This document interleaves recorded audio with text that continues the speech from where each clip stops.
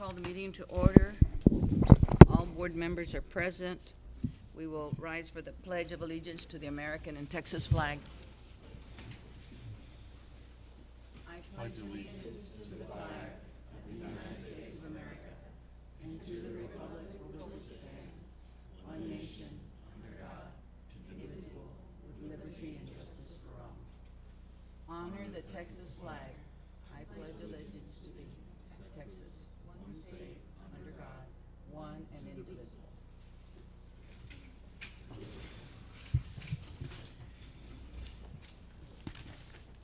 We don't have anyone here for public forum. That's correct, Ms. Yes, We have a special guest here, TASB Delegate Assembly Student Scholarship Winner Presenter. When we attended the TASB convention, our school district's name was in a drawing, and we won a $1,000 scholarship to award for our school district. And I'd like to introduce our lady that is here. TASB representative. The TASB representative. Can you come up, please? She's bringing us a big check. we like big checks. All right. Did you want to introduce yourself and who? My name is Marisa Gonzalez, and I'm with the TASB Risk Management Fund. As stated, this year at the 2022 Delegate Assembly, San Marcos CISD was selected to receive the scholarship. So it has gone well, so congratulations.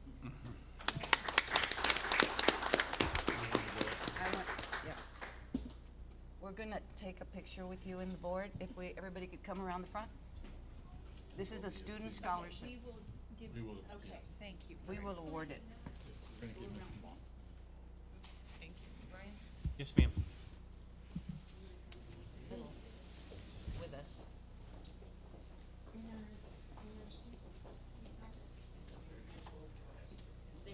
I'm good. I always move around. You're good. You're good. You're fine. I don't go for much. There you go. There you go.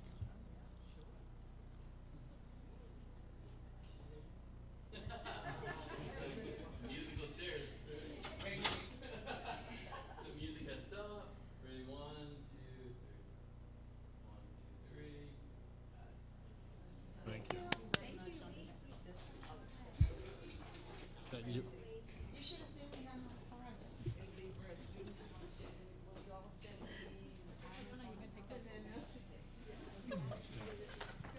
Let me put in my wallet. Congratulations. Thank you so much. I love it that they still use that.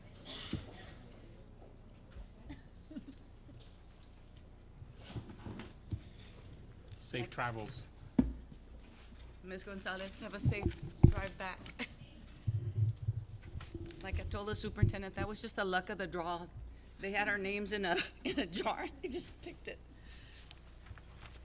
We're gonna go on to closed session as authorized by Texas Government Code Section 551.071, consultation with legal counsel regarding resolution in relation to UIL, DEC, SEC, hearings and matters related thereto.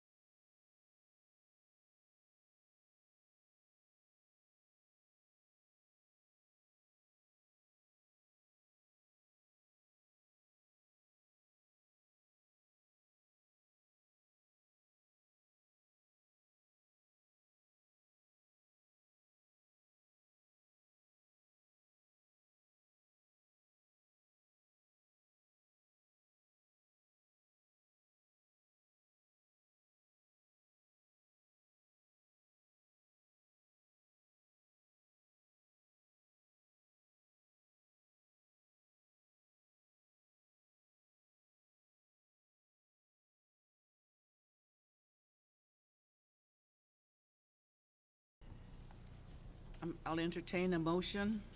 Scan two.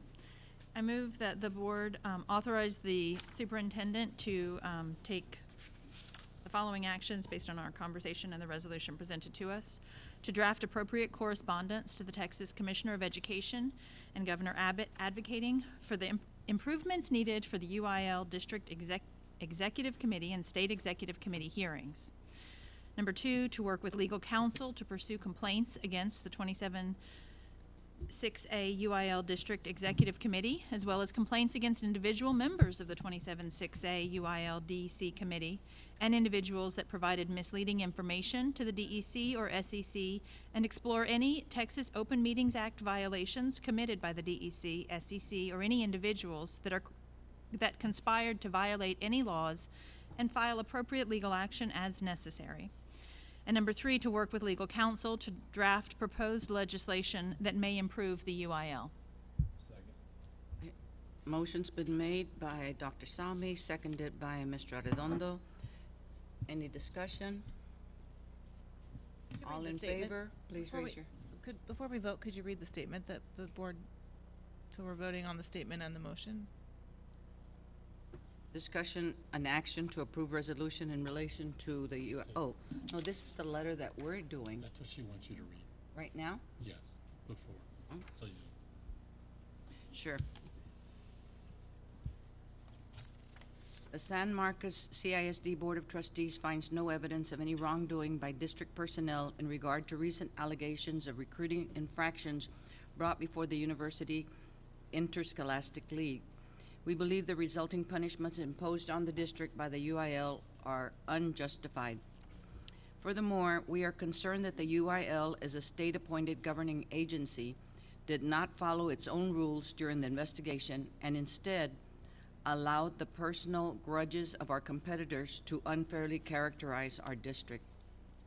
For example, SMCISD administrators were not provided any information regarding the allegations prior to the UIL District Executive Committee making its initial decision. Once we received the details, which did not show any recruiting, SMCISD was successful in our appeal at the state level to reduce the penalties recommended by the district committee. While the UIL rules are confusing and contradictory, one thing has been clear throughout this lengthy process: SMCISD did not cheat. The San Marcos CISD Board of Trustees unequivocally supports our staff and students. We proudly celebrate the many great things happening in our schools, and we appreciate the SMCISD community continuing to help us provide amazing educational opportunities to our students. It's a great day to be a Radler, and this is from the Board of Trustees. Now, all in favor of the motion, raise your hand. 7, 0 opposed. Ready for the superintendent's report? all right, Madam President, members of the board, good evening. A question was asked: what does district administration do to support all schools? And so I was reflecting on this question. I've been reflecting, so bear with me as I reflect on the 6 years plus of providing support to our campuses. I guess first and foremost, it begins with the superintendent of schools being the advocate at the state level with legislative endeavors to try and provide opportunities that are beneficial for our students, but also ease the burden on our staff and our administrators on campuses. It also began with our board's commitment to rebrand itself in hiring Mr. Fernandez as our Chief of Communications and telling the great story that our staff and students present every day, in understanding the individual stories that families bring in to the building, and then planning academic supports for them. It also began in supporting our schools when we moved several years ago at the request of our former chief financial officer to school-based budgeting that accounted for the demographics at each campus, which was a shift. Before that, we had done standard budgeting for campuses.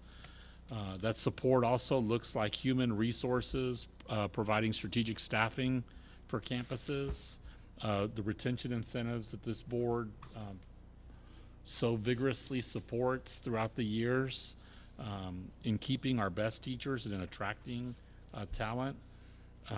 In visiting schools, HR has begun the practice of going every Wednesday to schools to cover for campuses, so that they can have time to plan and just to de-stress. HR also does campus check-ins to meet with staff members and administrators to see how they're doing. HR redesigned the employee assistance program coming out of COVID, saw a need to support our staff members in the area of mental health and move quickly to adjust that support.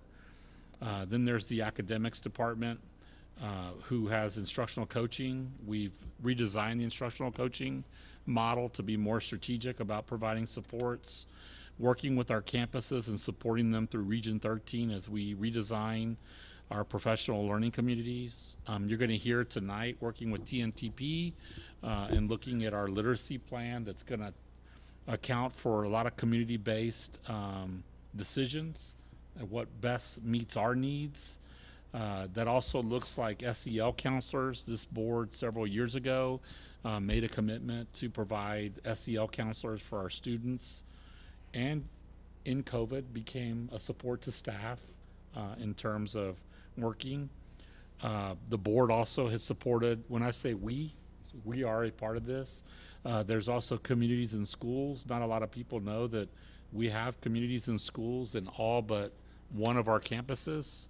And that's at the high school, so that is a big commitment. It's paid dividends. We just met this morning with the Gear Up people from the University of Texas, and so there's a lot more strategic support around the areas of helping us in professional development, weave supports for kids as they move through cohorts to get them post-secondary ready, and that involves supporting our teachers and our staff members.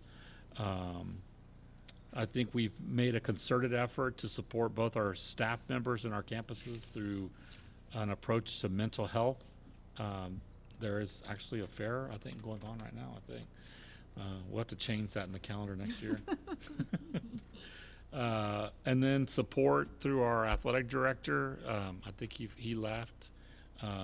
But, you know, it helps to have an athletic director that believes in supporting the whole child and wants kids to participate in multiple sports and career technology and the fine arts, and then promotes that through our recent magazine, and we'll have another one showcasing our kids. And I think just being visible on campus, I think having our athletes on campuses is a great help, reading to our kids. And then technology has been instrumental in first starting, moving to providing our teachers laptops. Miss Seaton was here when I walked the campus. I think we still had computers that had the old Oregon Trail on them. If you remember that, the insert the floppy disk, it was like a shock. But I think this board committed to providing our teachers, we still are one of the few districts that provides laptops to all staff, teaching staff, and the technology in the classroom. And then moving prior to COVID to supporting our teachers as they learned a new learning management system. And then I won't leave out our operations staff. They've been instrumental. You know, it started with our maintenance department, who moved to a disinfecting solution that provides us kind of an endless supply of disinfectant, which we all know came in handy in 2020. And then having a board that supports us, having school resource officers, and actually asking the difficult questions about how we are rebranding those school resource officers to include mental health supports and divert students away from the student to prison pipeline. And then supporting us in the wake of Uvalde and having elementary police officers. I think for the staff members, that's been a noticeable relief. To know that they have somebody that's outside the building keeping an eye on them. And then the health and safety supports, when we did have to shut down, that we were able to safely bring staff members back. I think our staff feels supports. Mr. Wozniak leading the way for safety upgrades. There's not a day that goes by that I don't get a report from him right now that shows which doors inside and outside are locked, which, yes, there is some part of that, but it helps to have a campus principal that knows the workings of that also. And then, during COVID, we were a state vaccine distributor. We stepped up for the county, I think, supporting our staff members and our teachers, and then we have continued that as we have moved to very difficult flu and RSV season that is catching us. So I hope I captured the sentiments. I'm not sure, but we have done a great deal. There's every one of these chiefs that sits in front of me takes a very serious approach to supporting campuses and the students and the teachers that are in the building. Can I ask a question? Because you mentioned something that happened prior to my being on the board. You mentioned school-based budgeting. Can you explain that to us? So we used to just give campuses budgets, not accounting for the socioeconomic status, recognizing that some campuses may need more resources than other campuses. And so Mrs. Griffith, who was a previous CFO, made that move to work. What's a part of that is the staffing model that brings in all the principals with HR, with academics, and with finance, and with operations. Each principal sits every year as we go through the budgeting process and presents what it is they need. The board will sometimes see that as in supplemental budget requests, but we first try to meet the campus's needs before having to go to the board to support that. But it's recognizing that every campus is very different. Any other questions?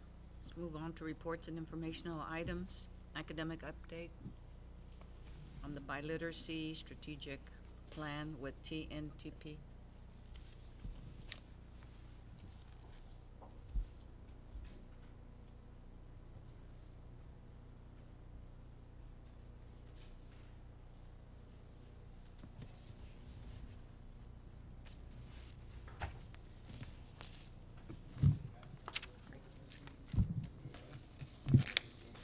Executive Director of Academics. I'll be presenting with TNTP tonight on the work that we're doing around K-12 biliteracy. If you remember back to the spring semester, we had a showcase for high-quality English language arts and Spanish language course materials that we can math for K-5. In addition, Mr. Sanders noted at the academic workshop that we'll be partnering with a third party to help craft our K-12 biliteracy plan with that time is now. Let me clarify what we mean by biliteracy. That doesn't mean that every student will graduate biliterate. It means that we are furthering literacy and making sure that we're inclusive of not only monolingual but bilingual students. Throughout this presentation, you're going to hear a lot of acronyms. HQIM stands for High Quality Instructional Materials. That's any material that the state deems high quality that's based on it being aligned to evidence-based practices. It provides supports for all learners. It includes embedded and aligned assessments and also provides supports for teachers. You'll also hear RVs. I'm not talking about we got the meats, RVs, curly fries. I'm talking about research-based instructional strategies. So I'd like to now turn it over to Mr. Pastrana and Ms. Menchaca so that they can build your understanding around this collective engagement that we have and our partnership movement. President, Board, and Superintendent Cardona, pleasure to be here. We really appreciate the opportunity. Again, Pastrana, I'm the Senior Manager of Academics and Multilingual Learners working for TNTP here in the Southwest region. And I am Brenda Menchaca, I'm Director of Multilingual Academics with Team. Test.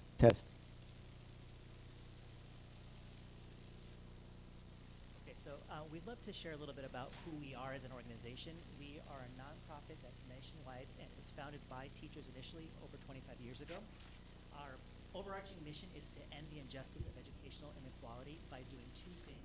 Number one, providing excellent teachers to the students who most need them. And number two, advancing policies and practices that ensure effective teaching in every classroom.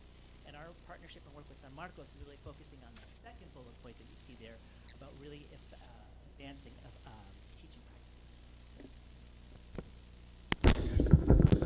Check, check. All right, much better. Okay.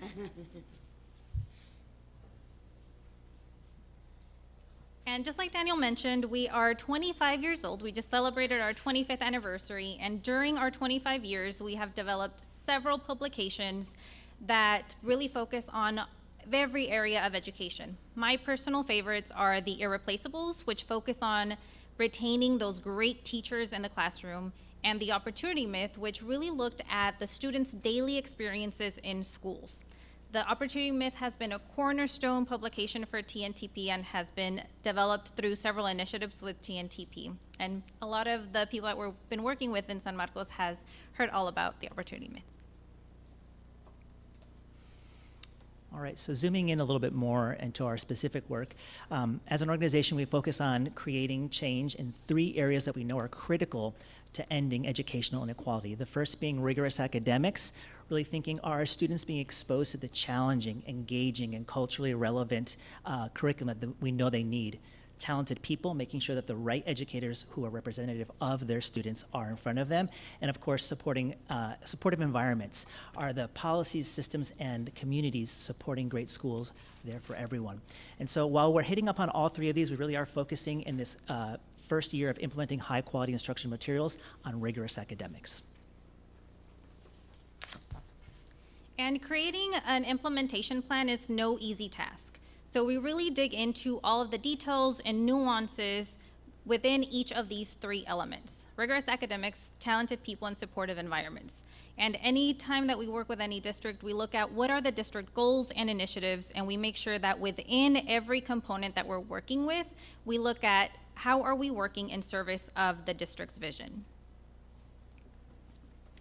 And we work across the entire country, but we're very proud of the work that we do here in the state of Texas. In the state of Texas, we work with over 200 systems in every region across the state, and we have a very strong relationship with TA. In Texas alone, we work with over 245 different systems. We work with 2,000 instructional coaches, 600 school leaders, and millions of students across the state. So we're very proud to partner also with San Marcos and count you as one of our partners as well. Through our work with TA, we also developed these RBs, and this is what TNTP uses within the high quality instructional material implementation process. TA knew that almost every school district across the state was looking at new instructional materials, so they devised a plan because, of course, it's no easy task to implement new materials. So these are the RBs. Now, they are not prescriptive, so we really take a look at each district's needs and then make the plan according to the district. Within our work, this is a puzzle. We need to make sure that every piece of the puzzle is thought about and looked at. When you implement new curriculum, assessments have to change in alignment to that curriculum.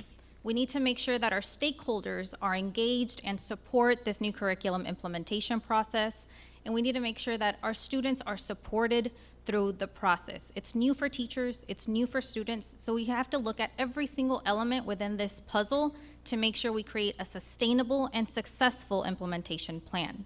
We've already started with our vision, which we will share later on, but now we're working on all of those tiny elements. And because it's a lot of work, we are very grateful to have a lead team and a steering committee that we are working with. The lead team is comprised of Dr. Valadez and Dr. Cunningham, and we're so grateful for them because we meet with them every single week. So it's plenty of time that they spend with us.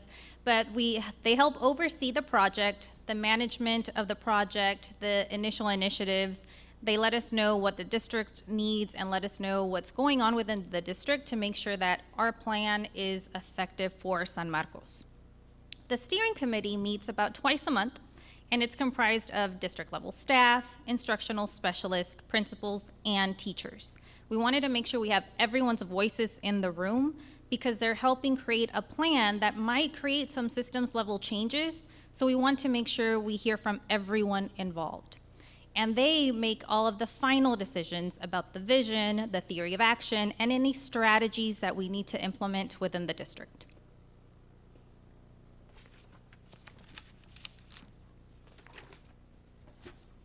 So this is a timeline of the work that we're doing to set our equitable vision around K-12 biliteracy. Up to now, we've comprised or put together a steering committee that Mr. Pastrana spoke about earlier. We reviewed the research-based instructional strategies mentioned by Ms. Menchaca, and we have articulated vision statements.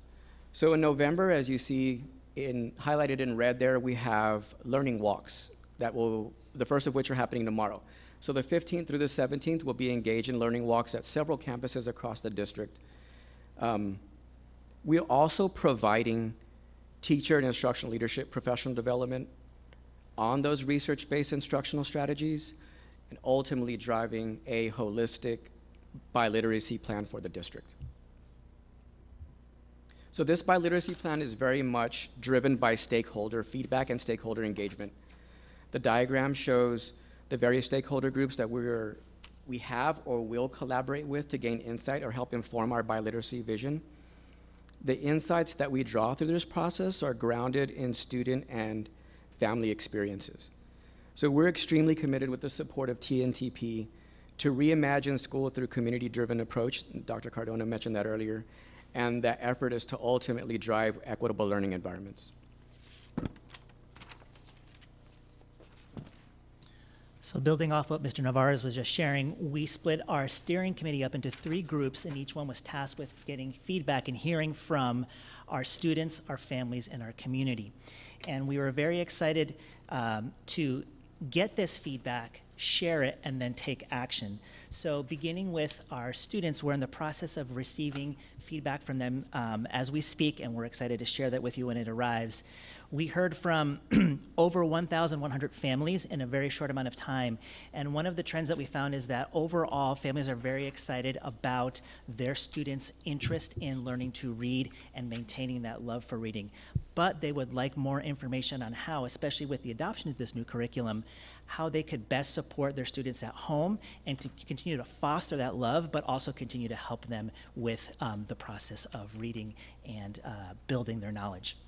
And then finally, we've heard from about 120 teachers, and I think it'll come as no surprise to anyone in this room. They reported overwhelmingly that teaching literacy in the past 2 years has been very difficult. And one of the things that stood out was that despite this fact, the majority of teachers reported that they feel supported by the district, especially as you all work together to articulate a plan for literacy. And it was definitely mentioned that with the adoption of this new curriculum, they want support to make it as successful as possible for their students. So we use that input, obviously, to inform our vision. And in this image here, you can see that one big piece of our work that was foundational before we took any steps forward was to really think about a clear vision for biliteracy for the district. This is an aspirational goal that we expect would take 3 to 5 years to be realized, but we just had a meeting today and finalized it, and Mr. Navarez is going to reveal our biliteracy vision in a moment. But our next steps then are to really think of a theory of action that's going to guide our priorities in this first year of implementation of high-quality instructional materials. And as we mentioned before, this might require thinking out of the box and shifting a little bit and really making sure that every priority that we choose is aligned to that vision. So that's what's going to keep us in check to what we're doing.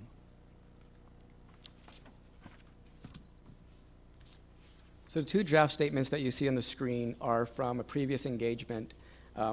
We met today from 4 to 5 o'clock to help marry the 2 together in what we're deeming as our semi-final draft statement. I'd like to read it for you all. SMCISD will foster strong biliteracy skills, which are essential in developing active community members who are critical thinkers, emotionally intelligent, and collaborative. Learners are inspired to harness the power of biliteracy, to honor diversity, and engage with the world in deep and meaningful ways.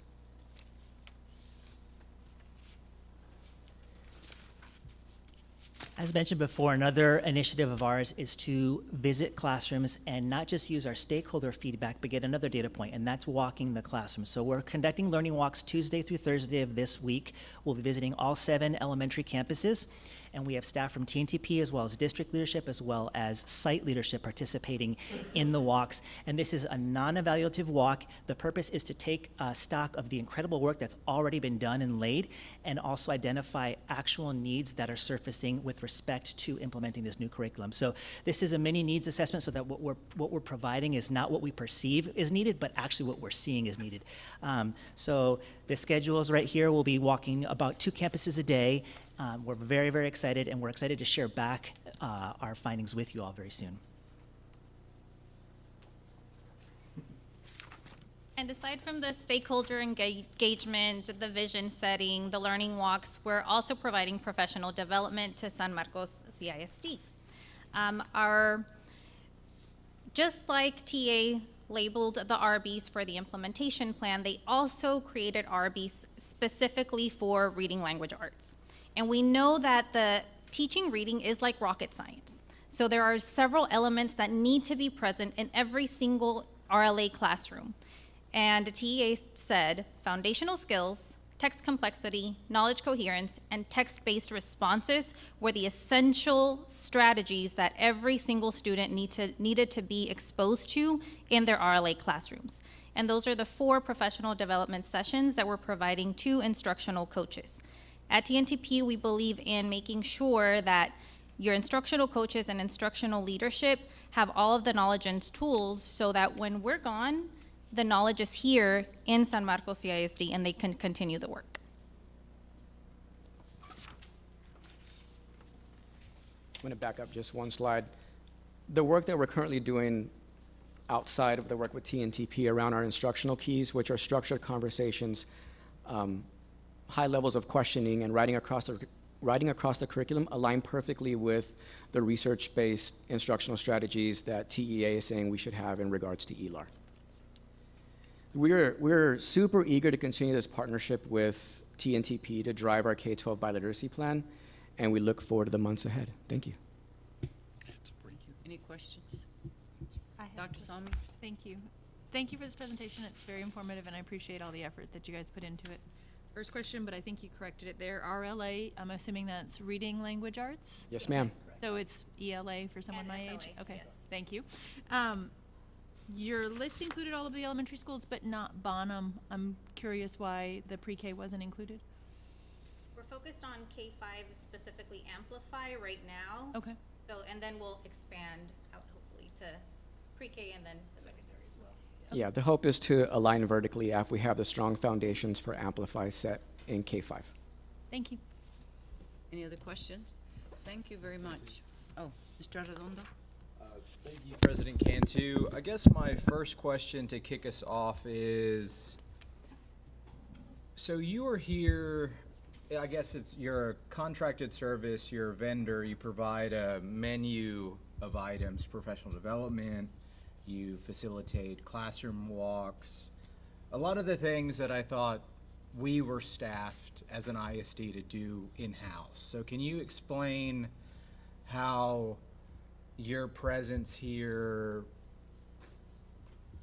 builds on that, or does it supplant that? How does that work?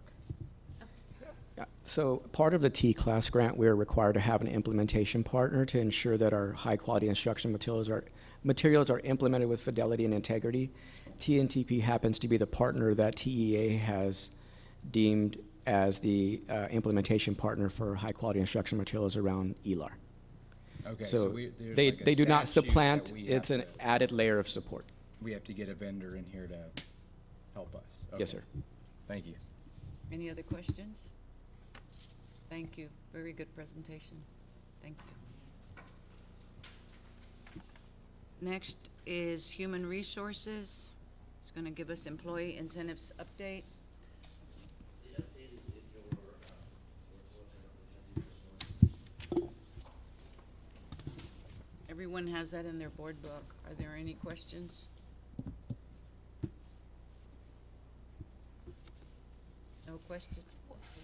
There was Ms. something Villalpando? that That was something that didn't add up, and I just want to see what the answer is. Just a moment. Sure. Let me go through these.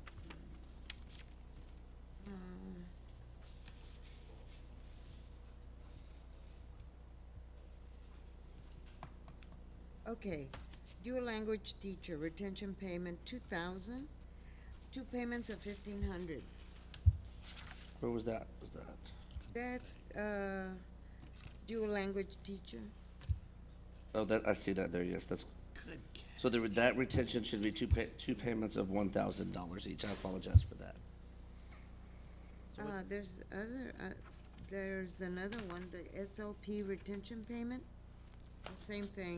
The SLP, the LSSP, and the dual language, that was addition to the 3,000, so that should be two payments of $1,000 each. So I'll correct that on those three. Oh, okay, well, Those are thank all you. three about the same Oh, incentive. there's another one, there's the one up there, the LSSP retention payment.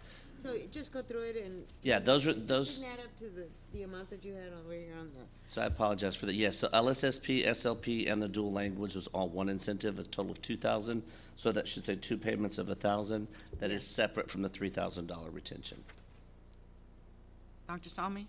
Yeah, thank you for bringing this to our attention. I think my question is maybe a comment about the future, but we should be gathering data, I'm assuming, about our retention and whether or not these incentive programs have an impact on retention of teachers, right? And so that's just something that I wanted to bring up to make sure that we are using the data that we can get from these sorts of things. I know that it's not necessarily going to be a now thing, right? But I hope that these sorts of incentive programs are being tracked to see if they are effective, because I think, as we've talked about as a board, as a district, across the country, the pay is one thing. Correct. The atmosphere is a whole nother thing, and so we need to be able to marry those two things, make sure we understand if we are in line with the general, pay scale, and we are incentivizing financially. Do we have a culture that our staff want to stay in? And We had so that that's- conversation this morning as a board, so we are tracking that information, yeah. Thank you. Thank you very much. Oh, Ms. Halsey?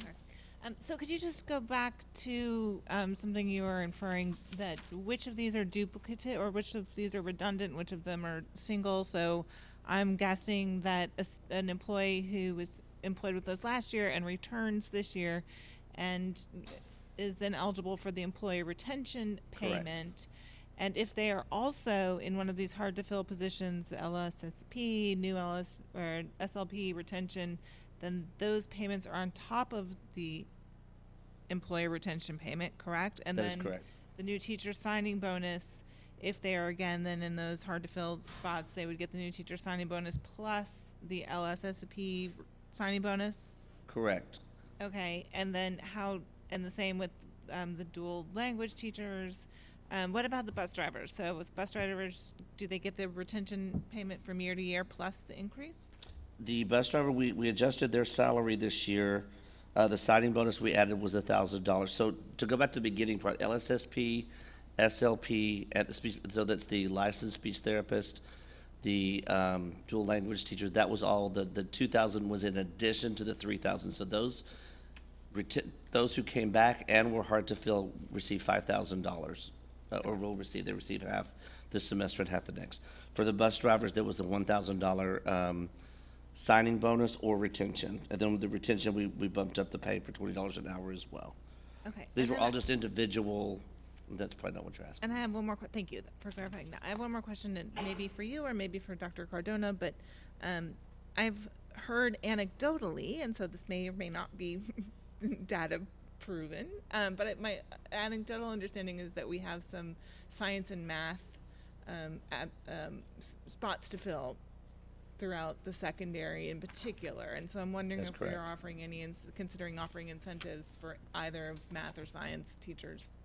We definitely could consider that. We haven't at this point. We do have some hard to fill positions in science, specifically in science. Because I would be very much in favor of whatever we need to do to get teachers into those positions as quickly as possible, because I think that we had similar difficulties last year, and I feel like students are now slipping further behind because Last Friday, we received the list from Texas State of those who are graduating, the December graduates, and we're looking at trying to do some of those retentions as well. We attended 3 job fairs last week, and we'll attend another one this week. So we're trying to get those positions filled as soon as possible. That is something we could definitely look at.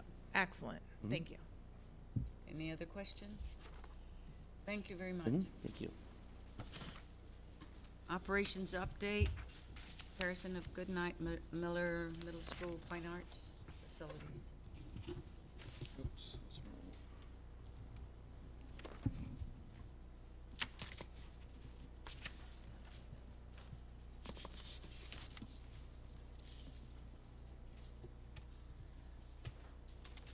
How do you get this on?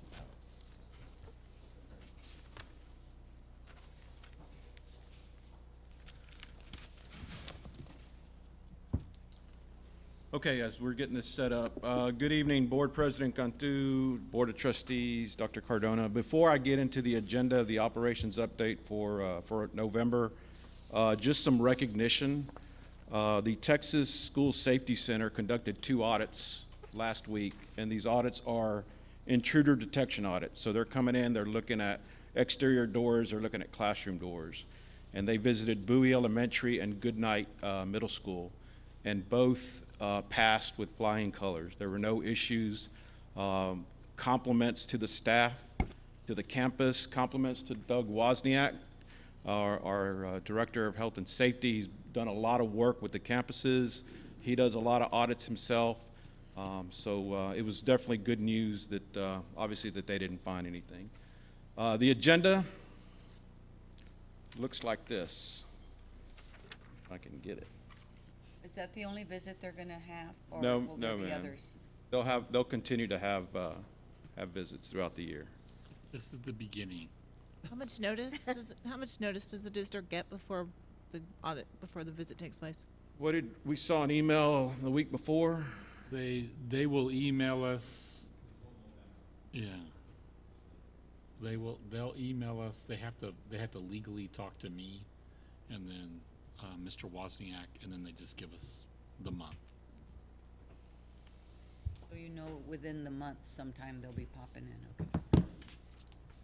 Okay. Okay. Okay, so the agenda, we're going to talk a little bit about the Miller Middle School athletic renovations. I'll give you all an update on that.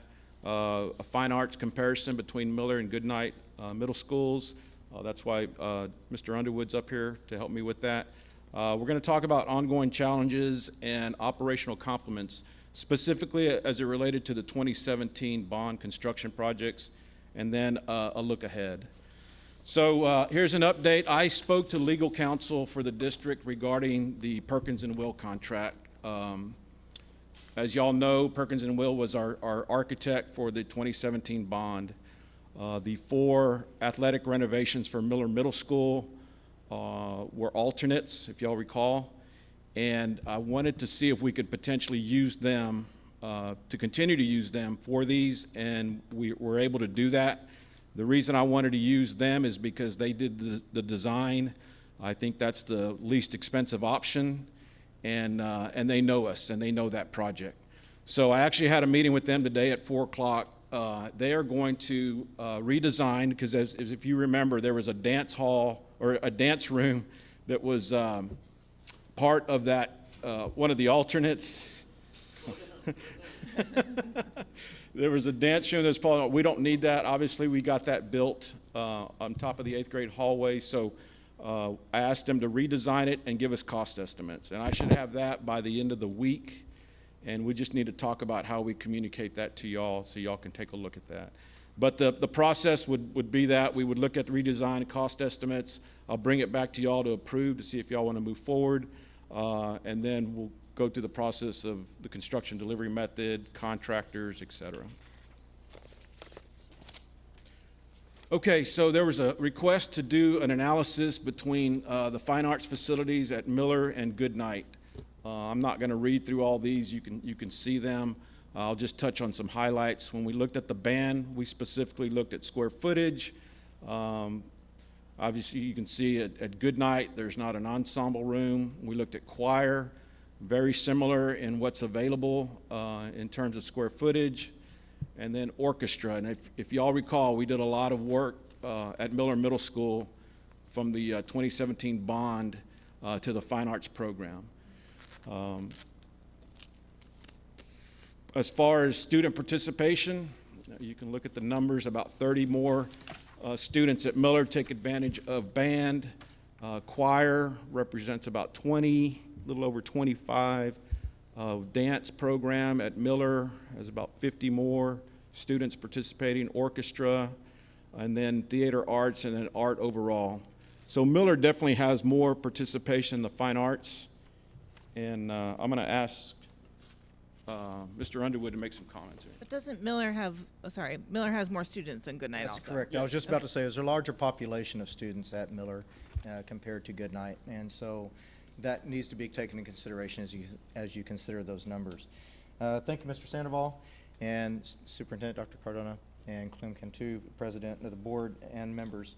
I just wanted to kind of say just a couple things to kind of relay what you're about to see here on this map.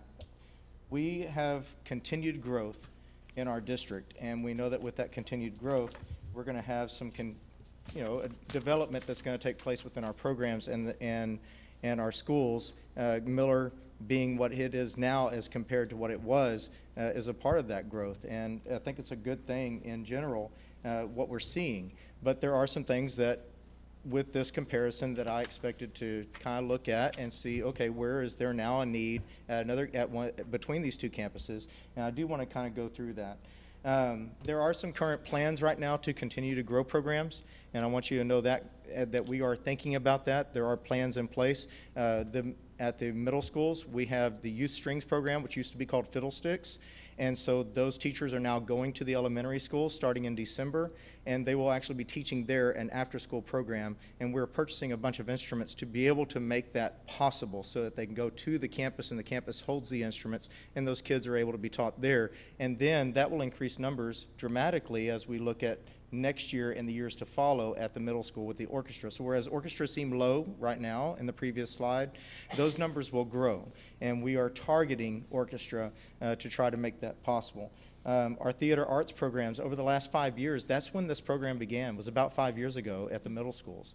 And you're now seeing numbers at 130 and 184 at both the two middle schools. So that's tremendous growth. And they're beating everybody.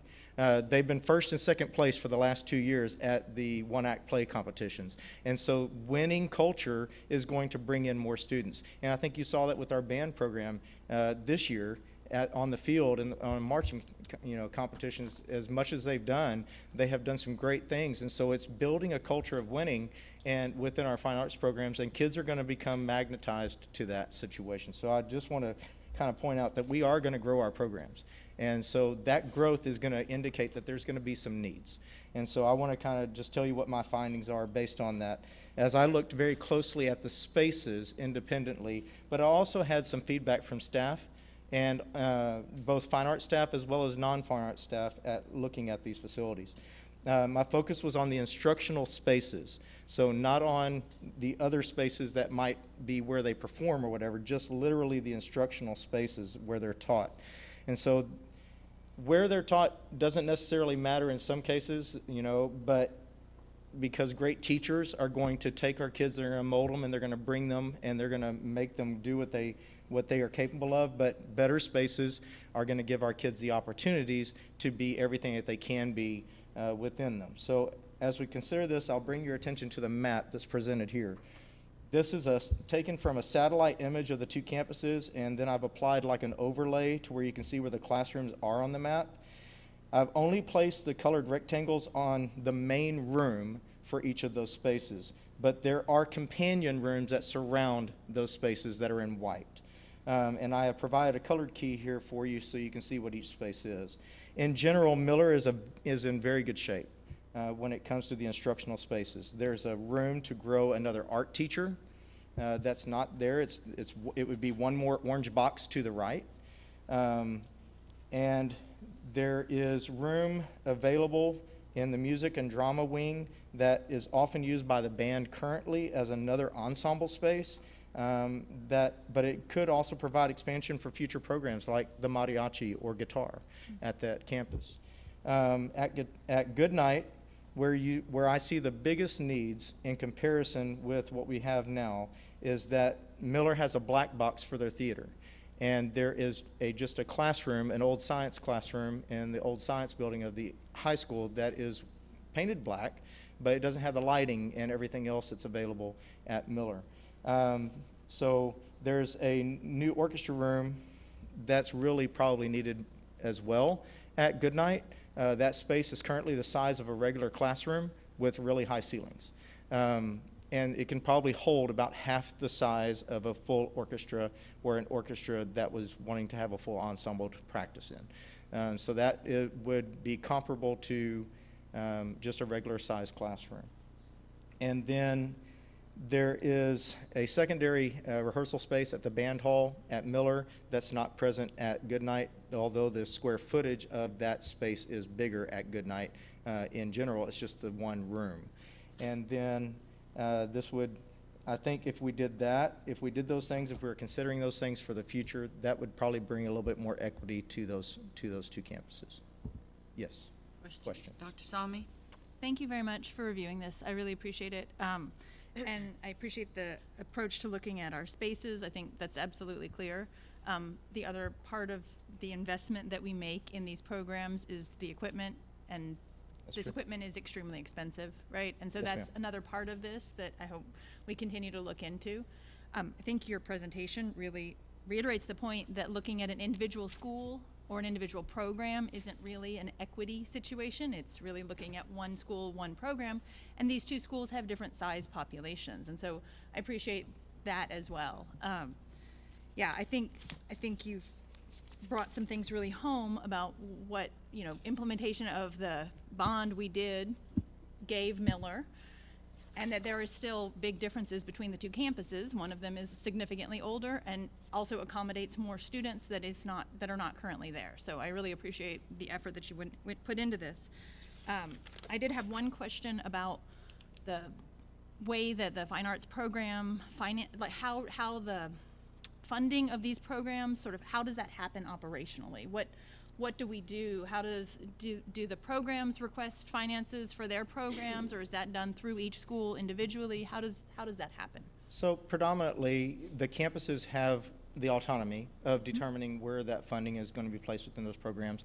The exception are a couple of them that I oversee individually and work with those staff members to kind of create those budgets where they're going to allot the money to be, not the actual dollar amount. That is actually prescribed at the district level. And we have a process of communicating and requesting and just talking about what that is based on the needs of both the programs as well as the campus. So we work that out within our Office of Academics and with finance, and then eventually, we make those decisions. And that process is coming up fairly soon. Okay, so it's sort of a combination of the It's- district and the individual campuses Yes, ma'am. and the programs. Yes, ma'am. And I'm assuming that the high school band is one of the ones that you oversee directly. ma'am. Okay. Ms. Villalpando? Thank you for the presentation. It's very interesting. What came to my mind was the numbers of the participation. Is that because of the economically disadvantaged population and one against the other? I will definitely say that the economic disadvantaged population could affect numbers in certain programs where instruments need to be purchased. That is definitely something that we are talking about, and so the help for students that are economically disadvantaged is going to be probably a pretty good place to put our money if we want to make sure that we're not disadvantaging students just because they can't afford an instrument. And probably you're not gonna get a lot, to change their mind about participation. It all depends on the parents too. But my thinking was like, for instance, in dance, we know that parents that are able to send their children to dance, not necessarily with the school, but to other programs in the community. Yes, ma'am. So that just, and there's the economically disadvantaged, of course, they're gonna be. Yes, ma'am. They're not gonna decide to send their child to dance if they have other things that they need to do. That's true. And I will say that what y'all provided when I came to you back last year and I requested the ESSER money be able to be allocated toward that, that made a huge difference. the individual lessons that were provided to students, the individual attention that was provided to students, the master classes that came from that, that was all extremely beneficial to our students, especially those that are economically disadvantaged. So, yes, ma'am, it would make a difference. Looking at the numbers. Thank you so much. Yes, ma'am. The presentation itself was very enlightening. Mr. Arredondo? Thank you, Ms. Cantu. Mr. Underwood, I'm going to ask Mr. Sandoval to come back to the hot seat. So this was like a really fun exercise comparing Goodnight to Miller. The things that we don't take into consideration are Goodnight used to be, or the things that we don't talk about in this presentation, right, are once upon a time Goodnight used to be the high school. Obviously, Miller has gone through significant renovations. I went to the old Miller. I can tell you it doesn't look anything like that campus that I went to. Another example of like this exercise would be comparing Mendez Elementary School to De Zavala, right? Like a brand new entryway, new classroom wing, and I could say, you know, Mendez doesn't have all of the things that De Zavala does, but obviously both of those campuses' journeys were very different. So rather than taking one campus and comparing it to another, board meeting after board meeting after board meeting, is the administration working on some type of holistic facilities plan to move forward, or are we just going to kind of hopscotch campus to campus? And No, I think the vision is to establish equity across the district. And thinking through that, you just have Mendez is an old campus, Goodnight's an old. I mean, that's what we're up against when we look at this. But in answer to your question, yeah, that's something that we're looking at, and if you'll see in the presentation that a facility assessment. The last one we did was back in the 2016 era, which was for the 2017 bond. We're ready to issue another RFQ to do a facility assessment, capacity needs, and also tie into what the demographer presented to y'all last board meeting, and tie it all together and see where we need to go as a district with our facilities. We know that, you know, Miller's almost at capacity. We know that De Zavala is almost at capacity.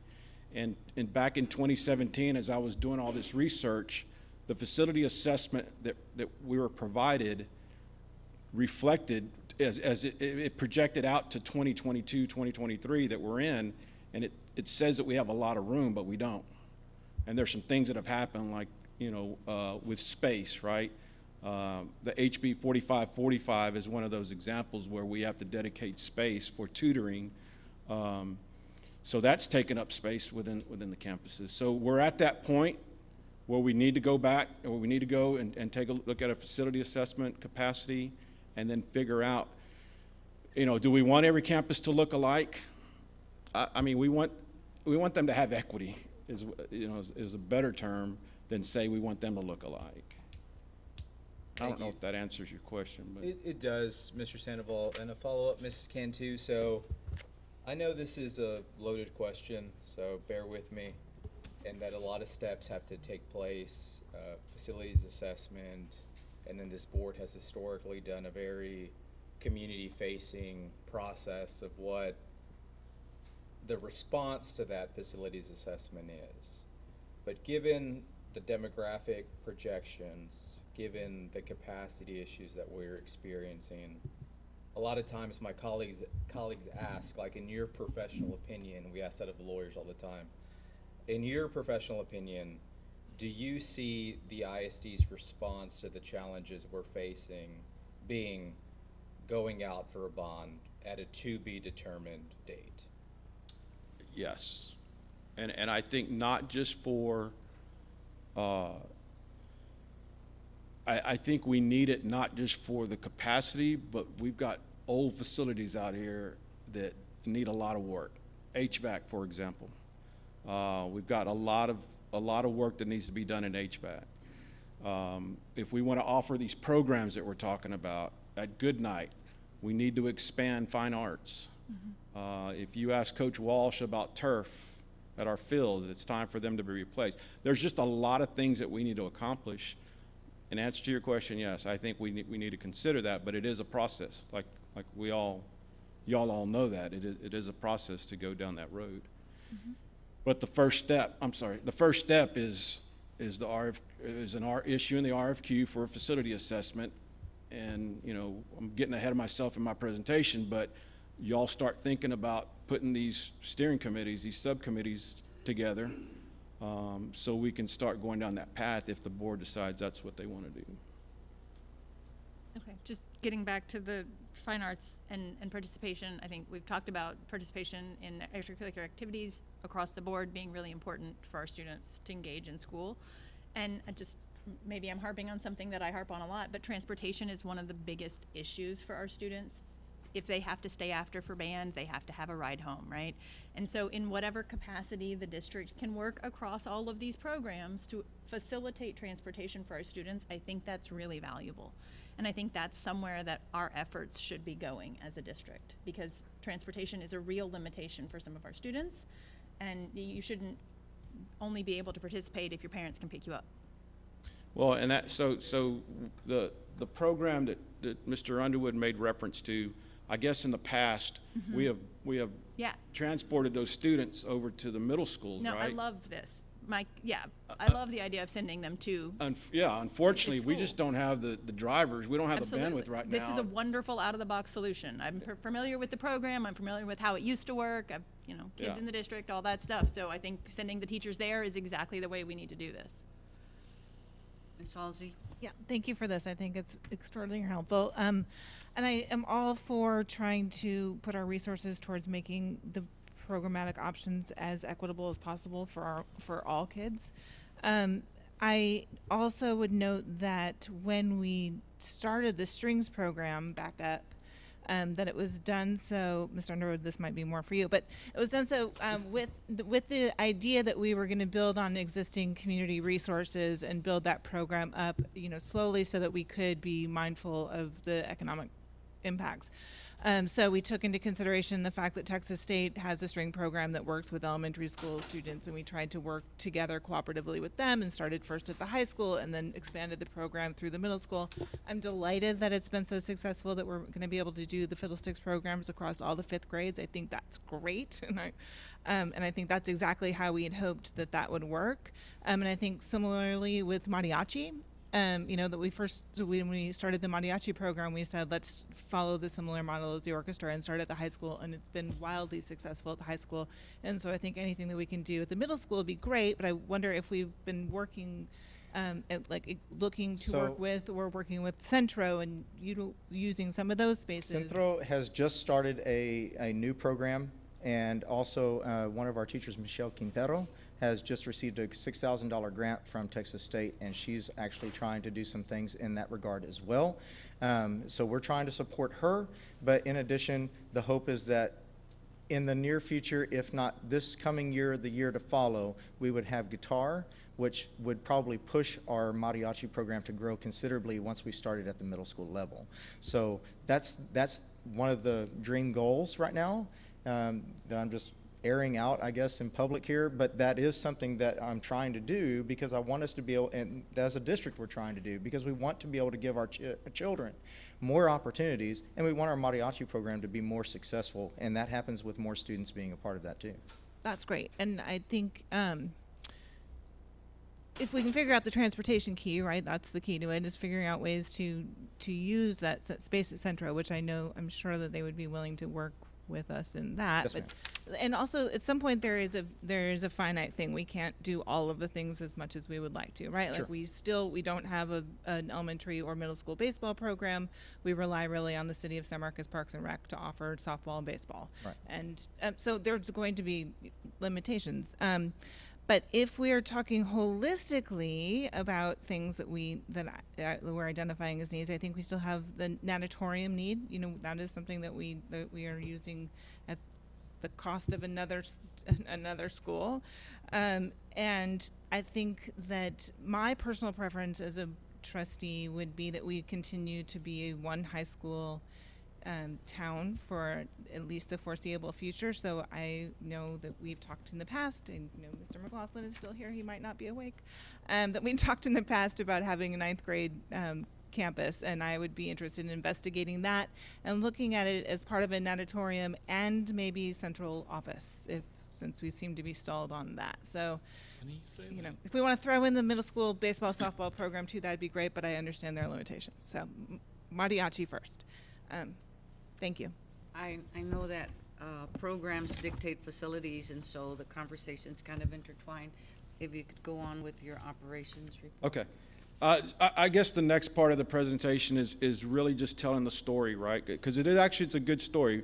What we did with that 2017 bond and all the challenges that we faced, and I've listed them on there. I mean, we talked about it probably every construction update. I was talking about supply chain issues. I was talking about contractor issues. We had weather events, inflation, the pandemic, through all that. And then Uvalde happens, and we got a whole list of safety items that we really need to address, that we've addressed quite a few of them, but we can still do better. But through that all, the success story obviously is what we got through the 2017 bond. We've listed them all there, and we still came under budget, $4.7 million, almost $5 million under budget, which allows us to do the other things that we're doing, the new buses, LED lighting, safety and security, playground at Dezavala to build some equity with the other elementary schools, the sunshade here at the high school courtyard. And it's a good story, and it's an important story to tell, and I think it demonstrates that, we're good stewards of the public's money. At least we were in the 2017 bond, and that's important. I don't know how to go back to your slide, but I was going to get Mr. Doyle just to talk about the financial side of it.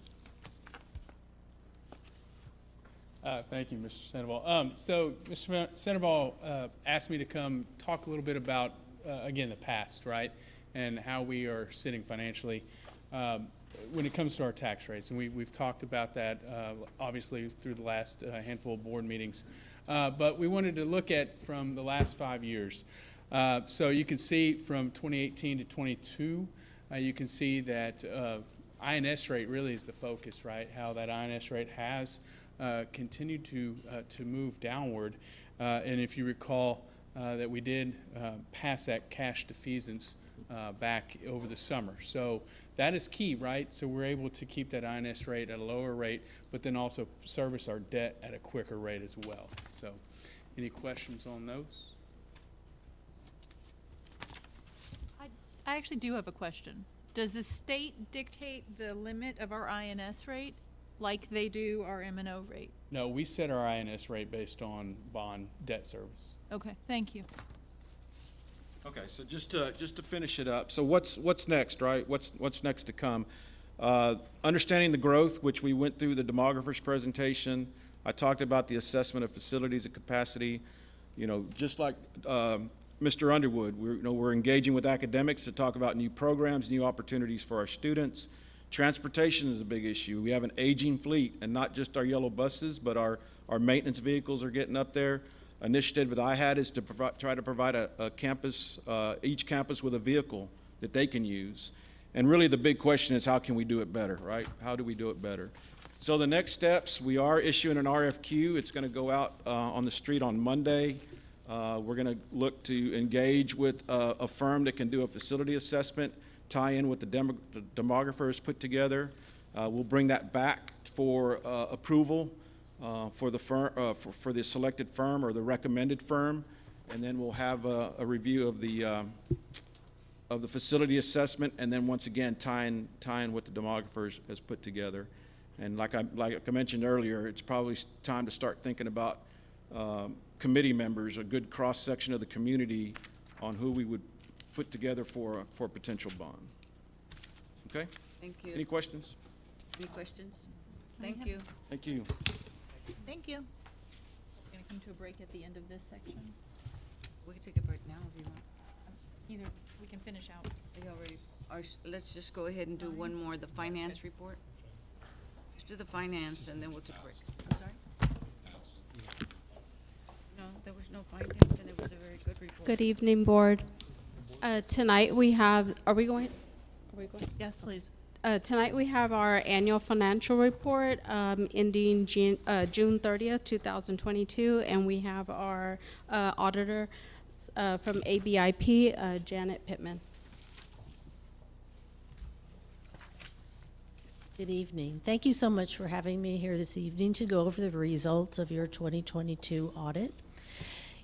We did hand out, and I think you also got a draft copy last week of the audit report.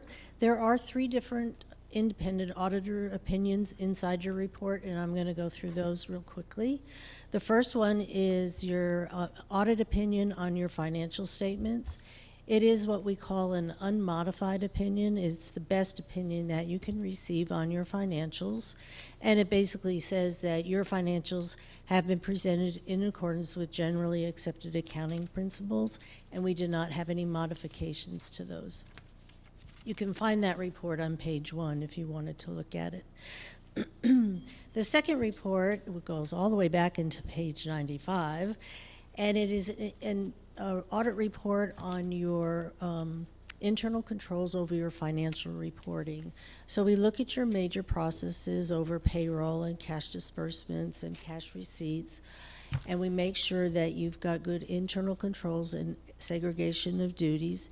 If you had any comments regarding that, that would be in this report on page 95. And we are pleased to report that you have good internal controls and no problems with your segregation of duties. The last report is on page 97. Because you receive millions of dollars in federal funds, we are required to do what we call a single audit, which is federal compliance regulations.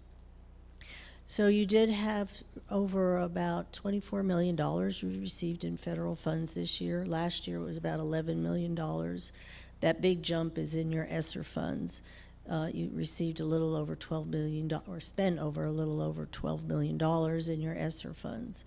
We did audit those funds along with the Title I funds to make sure you were in compliance with all of the federal compliance regulations. And we are pleased to report that we did not have any findings or question costs in that area. Just a few financial highlights.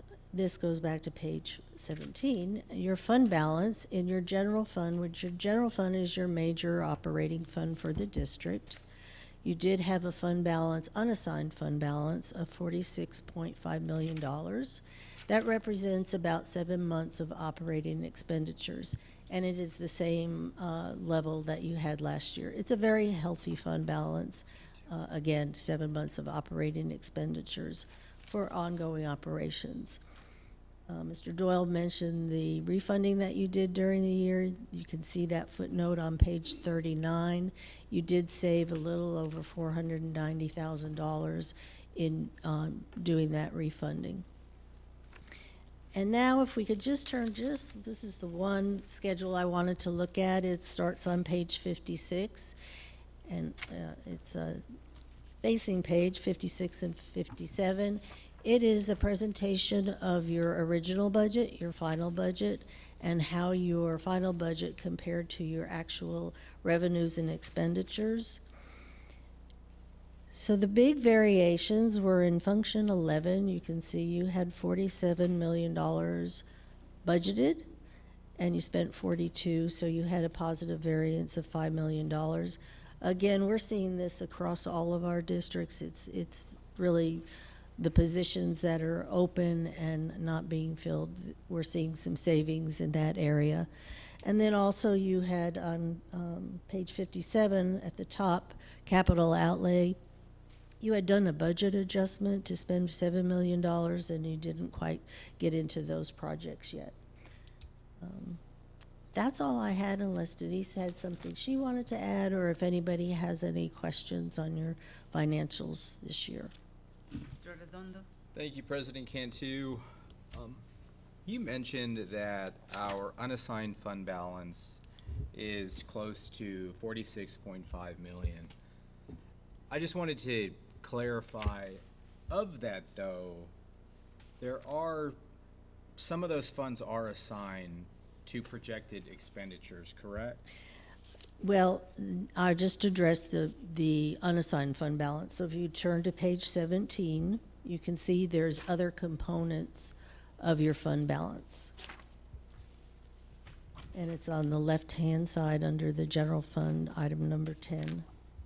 So you did assign some money for construction, and that's for your administration building of about $7 million. And then you have your scoreboard was $241,000. Did you want to? And then the unassigned fund balance, you can see, is the 4.7, yep, $4.7 million.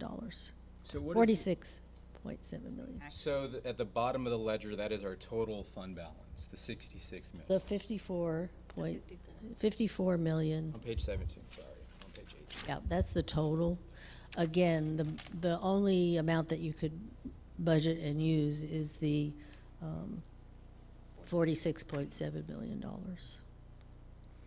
That's really meant for ongoing operations.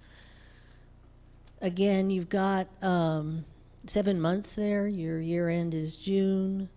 Your state revenue is going down because your property tax value is going up, and you don't start getting those funds until November, December, January.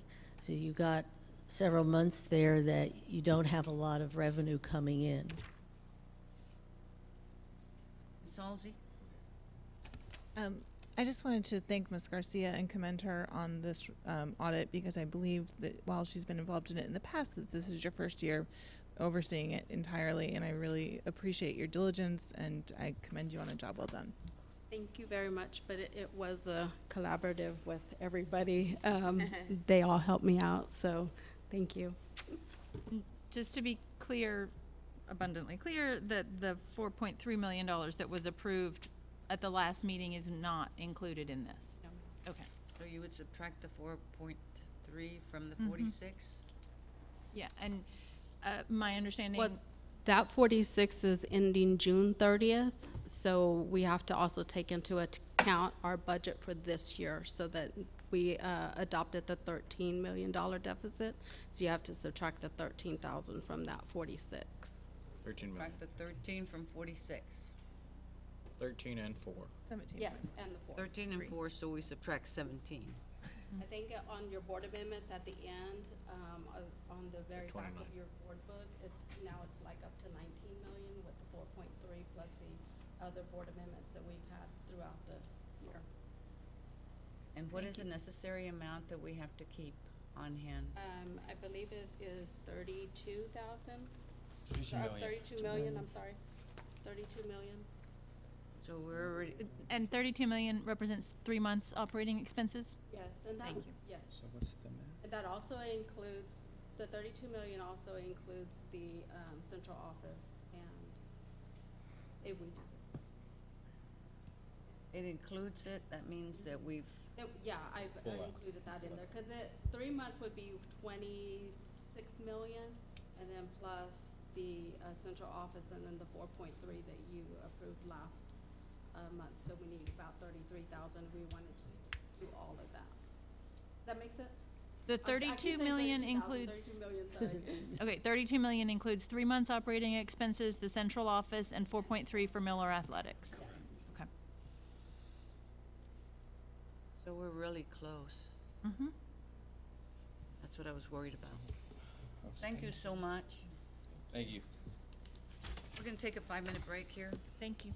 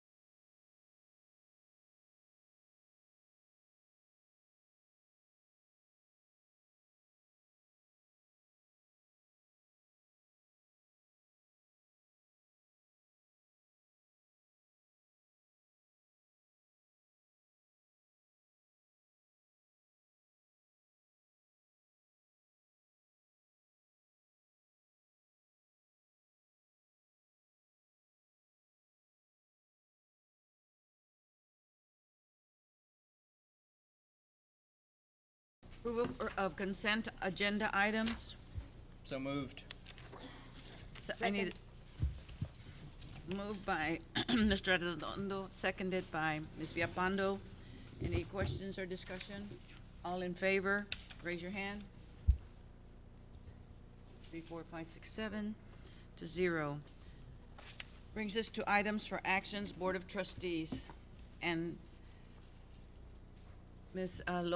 Crystal Lopez has been very patiently waiting. Ms. Cantu, while the youth services manager approaches the podium, can I go ahead and just make a motion that we approve the agreement to provide joint funding for the provision of youth services? I have a motion to approve the agreement to provide joint funding for the provision of youth services, seconded by Ms. Mejia. Any questions or discussion? Do you want to at least say your name and the 3 things that you were gonna say? Yeah, it's fine. Hi, good evening, everyone. Thank you for having me here. I'm the Youth Services Director, and I am here because of the Core 4 partnership. I've had the opportunity to build out youth services in these first 2 years of the joint funding. And in your packet, you do have our annual report for youth services, Yes, we which do. is the whole program, and then also an annual report for the youth task force. I do want to highlight our youth task force has really grown, and I received training from the Texas Youth Action Network and a small $10,000 mini grant to help provide funding for them specifically. Through their focus and their emphasis, I'm building out the program through a youth-led perspective. So everything we do, any space that the Core 4 is moving in, it's through the lens of the youth and making sure that they have space in all of those areas. So we're also working, facilitating the Mental Health Coalition, and hopefully this year in the spring we'll see some progress with a pilot program with Big Brothers Big Sisters. So again, thank you very much, and I'm really excited to work with youth services and support the community of San Marcos. You Any have a question? questions? Yeah. I just wanted to say that I wanted to remind everybody on the board that this is really a historic endeavor that we are embarked on, where we are partnering with Texas State and with the city and with Hays County on this program.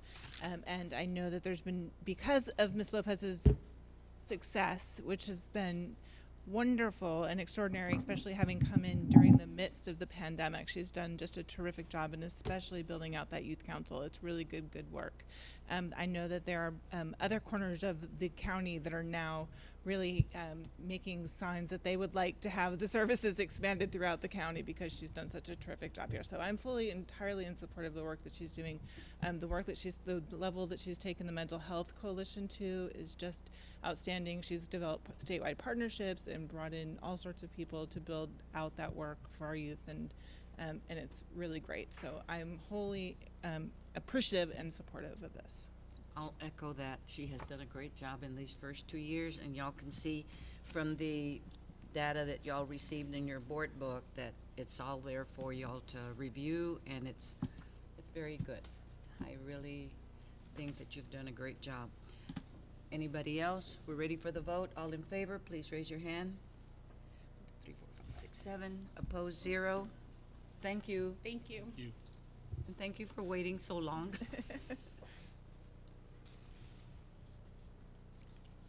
Discussion with single-member district committee regarding responsibilities with regards to their charge and expectations. Ms. Cantu?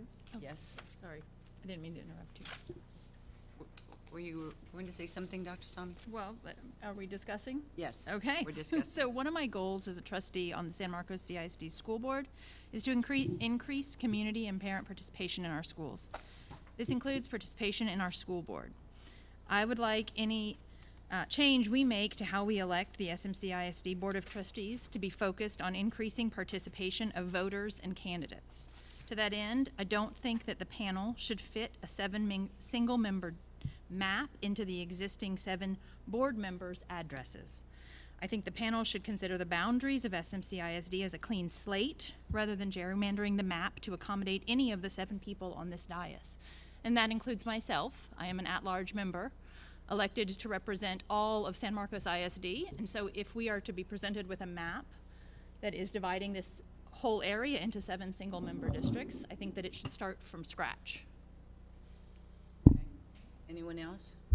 Shanks? On top of that, since this has come up for vote before and has not passed, I think this group should be charged with coming up with a recommendation, whether it's 7-member individual districts or whether we stay at the same or some other format. But I think that needs to be the charge to this committee, is to come to us with a recommendation of what type of voting districts they want, not, hey, go out and do the 7-member and let's bring it back here and see if we'll vote again on it. So, Okay. Ms. Cantu? Mr. Arredondo? Thank you, Ms. Cantu. I agree with Mr. Shanks. I don't have a pre-written statement. The only thing that I would include with Mr. Shanks's request as far as a recommendation from the committee is, Mr. McLaughlin, I think you're the only one here. There is some like historical reasoning behind like the Blanco Gardens neighborhood being split down the middle on Barber Drive. And it was because at one point in time we had 2 serving trustees who lived almost adjacent from each other on Barber Drive. And so now that that doesn't exist anymore, I would hope that we endeavor to, like Dr. Salmi said, promote engagement and involvement, which would mean whole neighborhoods are represented by individual trustees versus half of Blanco Gardens is trustee X and half of Blanco Gardens is trustee Y. Similarly, we see throughout the ISD what Dr. Salmi referred to as gerrymandering, if you will. I understand that there are some legal requirements that we need to meet, and we should continue to meet those legal requirements, but if we can, in whatever way, shape, or form, put whole neighborhoods in single-member districts, so if I know that I live in Country Estates or wherever, like our whole neighborhood is in The what same is that? single-member Yeah. district. I agree with that. So that's my only request that the committee consider, is putting neighborhoods with one representative, and however that looks, that's how it looks. But I think it makes a lot more sense than what we have now, which is these carved out weird things. So anyway, that's my one Ms. request. Ms. Villalpando? I didn't have the advantage of seeing this before The you know, meeting last today? time. But in my what I could tell from looking at it online, after the second change or whatever was Approved. not Well, not approved, approved, but brought to us to brought look to at. y- brought It was to brought us. to us to look at. my number changed in my district, and I understand we have to have all the different demographics on it, but if at all possible, I would like to remain in the same number. And it's just 2 numbers, and then Highway 80 was, which that was my district, but I understand we're changing it around. Highway 80, the east side of Highway 80. The west side of Highway 80. I don't know where it is, but anyway, the other side of Highway 80, over there by Gary Job Corps, was changed to 2, and where I live was changed to 7. So I think that we need to at least have the number right. I don't care wherever I am needs to be 2, as it always has been. Okay. I guess, Margie, And- my point might be that if we are changing this once forever, that we should start with the law and the goal of increasing participation. And so if that's not if we can find evidence that would be actually the impact of switching to 7 single-member districts, I'd be happy. I would want to see that Well, evidence, right? It will. I'm just saying, just instead of, for me, have to move to the other side of Highway 80. But I think if we're making this change now that will impact the district in perpetuity, it should not be based on the 7 people on this dais. It should be based on our city. That's my point.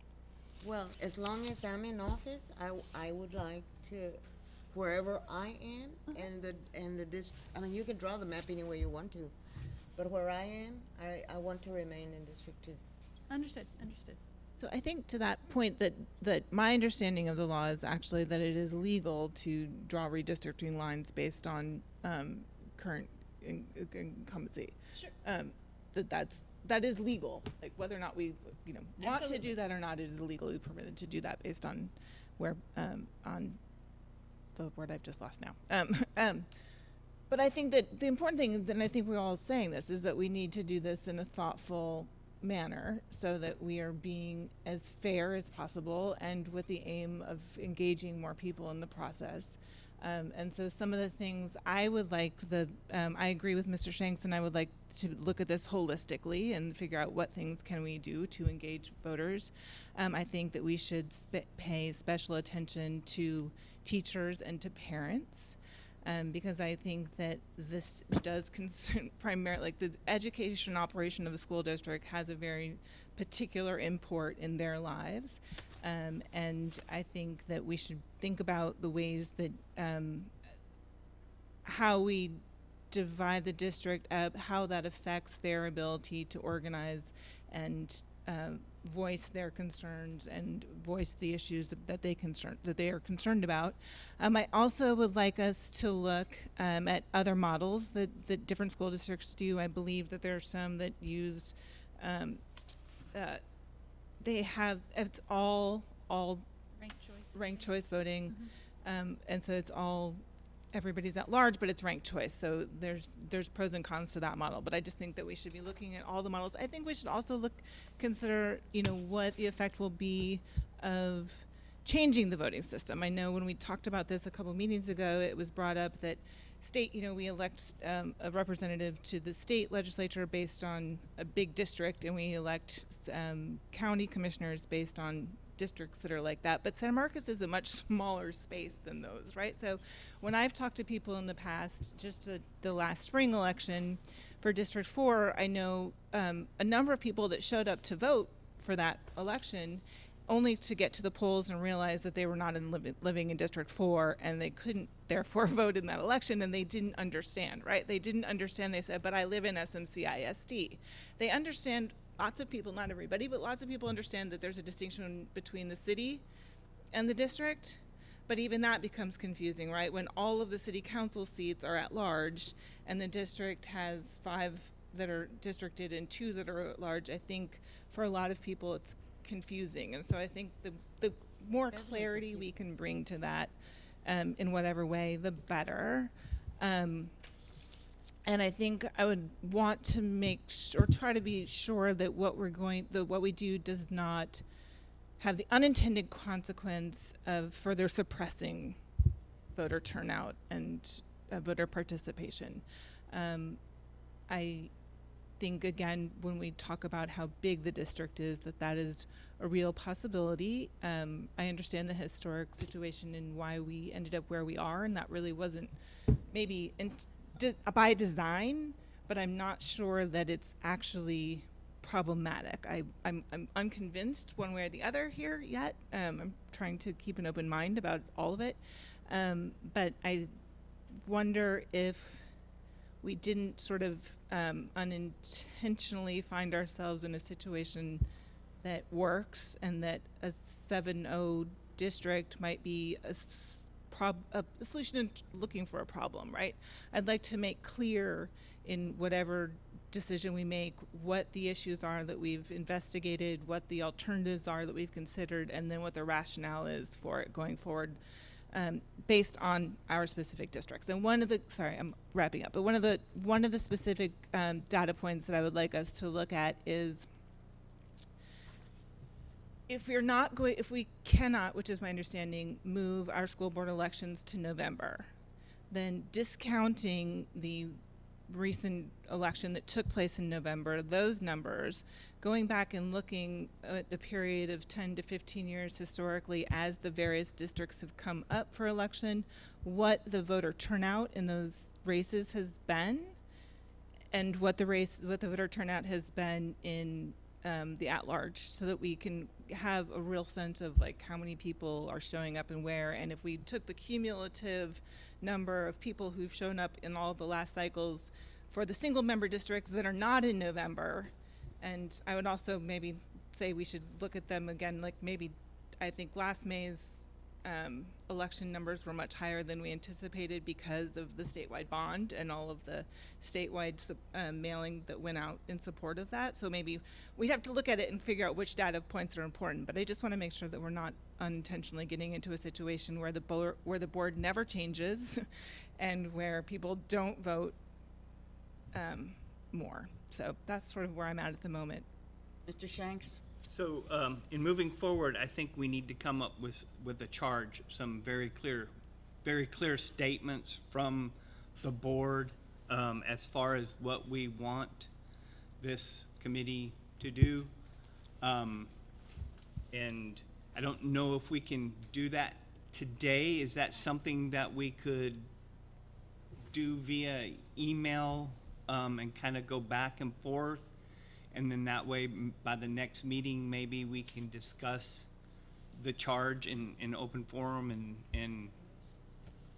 Before we get to charge, Ms. Cantu, I have a question for the attorney, The attorney? based on a yeah. couple of Ms. Halsey's comments. I thought, before he speaks, that we were required to have our elections by the GI Forum lawsuit in May. Was that not part of the discussion that our elections have to be in May based on the lawsuit that we had with GI Forum? No, that does No? not. It doesn't. Okay, so it could be moved to November. No, we couldn't move it. Unless there's another state statute that. Yeah, I mean, when we looked at this previously, it wasn't because of the GI Forum, it was because the state had only certain periods of windows open in which governmental entities could move from May to November. And once they decided to do that, you can't go back. Right. And the last window that was opened for that, we declined to take any action as a board. So there's no, you have to have a special legislative window open as far as I understand. Yeah, the issue of when to have the election is not So- mandated or dictated by the district. Could you introduce yourself? Because I think. I'm we've got sorry. some My new name board is members. Rolando Rios. I'm a redistricting lawyer. I did your 5-2 plan. I've done hundreds of redistricting plans. But I wanted to just make a few comments, brief comments. Every issue that you've raised today is excellent, and we should have iterations that will address each one of those concerns. Now, as far as this school district is growing enormously, it's exploding. And the theory behind 7 single-member districts is to bring democracy closer to the community so that you can have a direct communication with your voters insofar as policy is concerned. But as I said, all the issues you all raised are issues that can be addressed by the committee and bring you alternatives, and then you all can decide.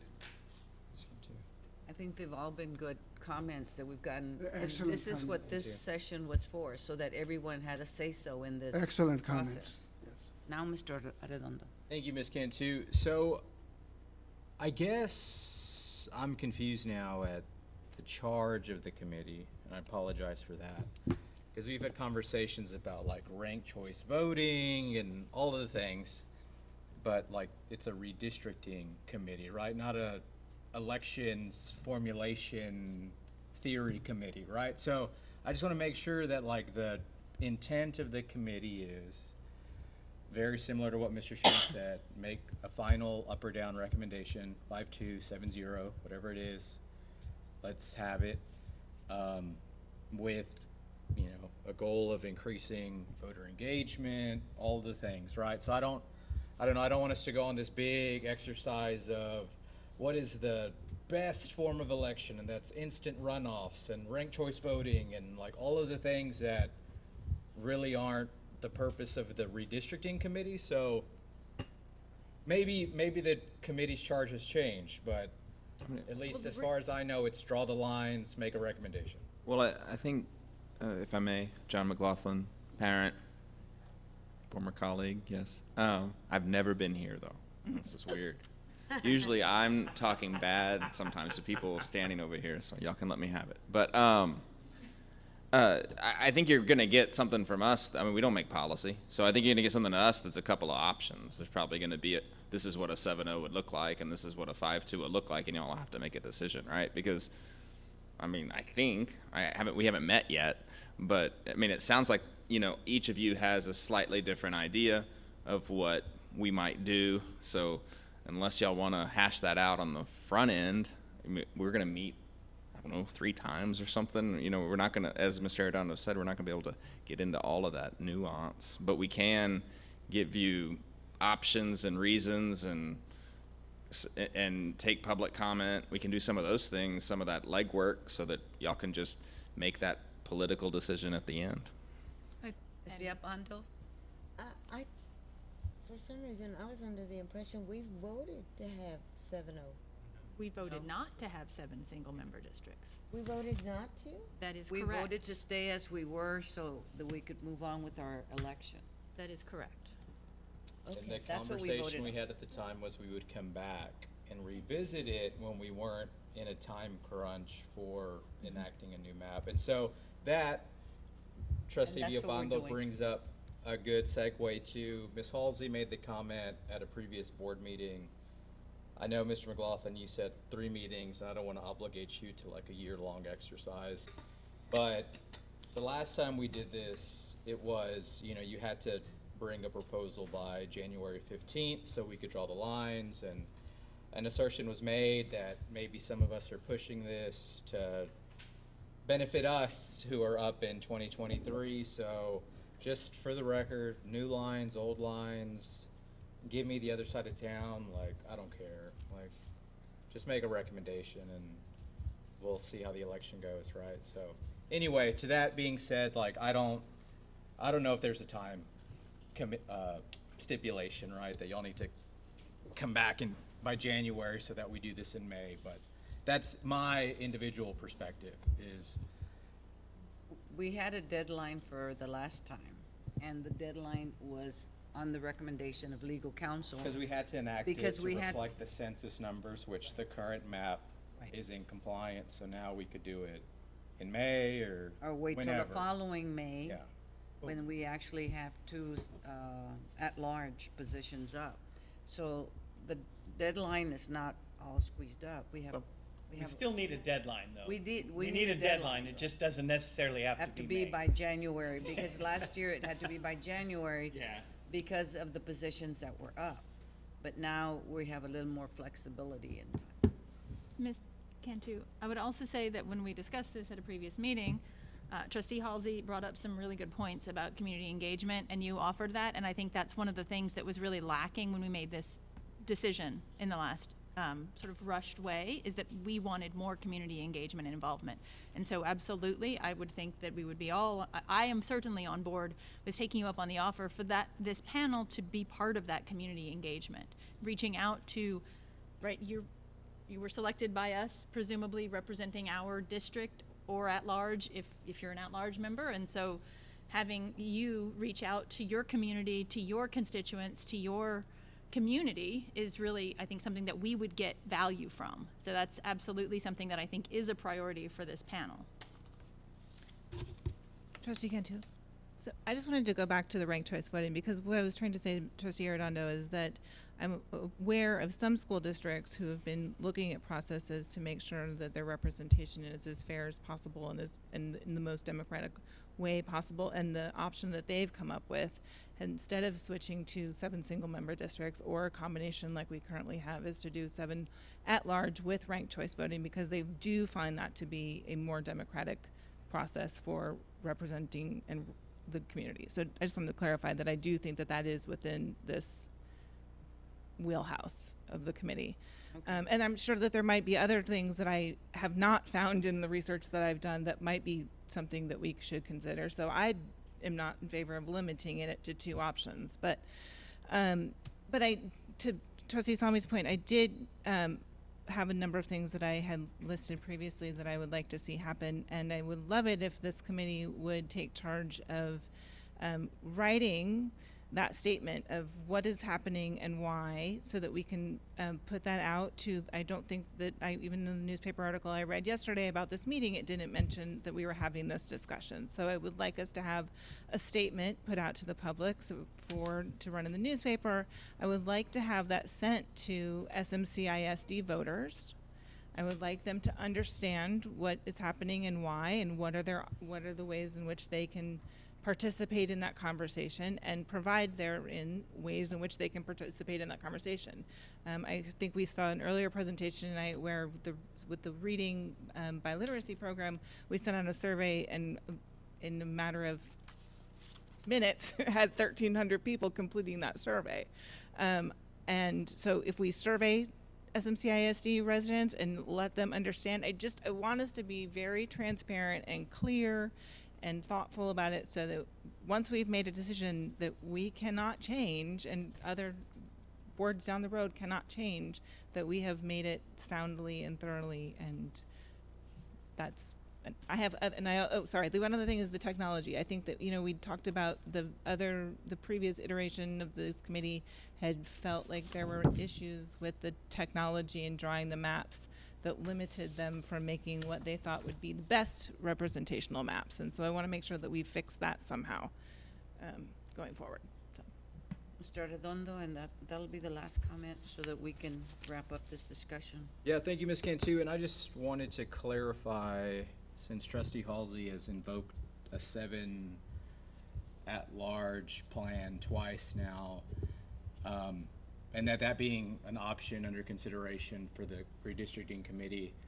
Mr. Rios, would that be in direct contradiction with the GI Forum settlement that is currently used to enact our system of elections?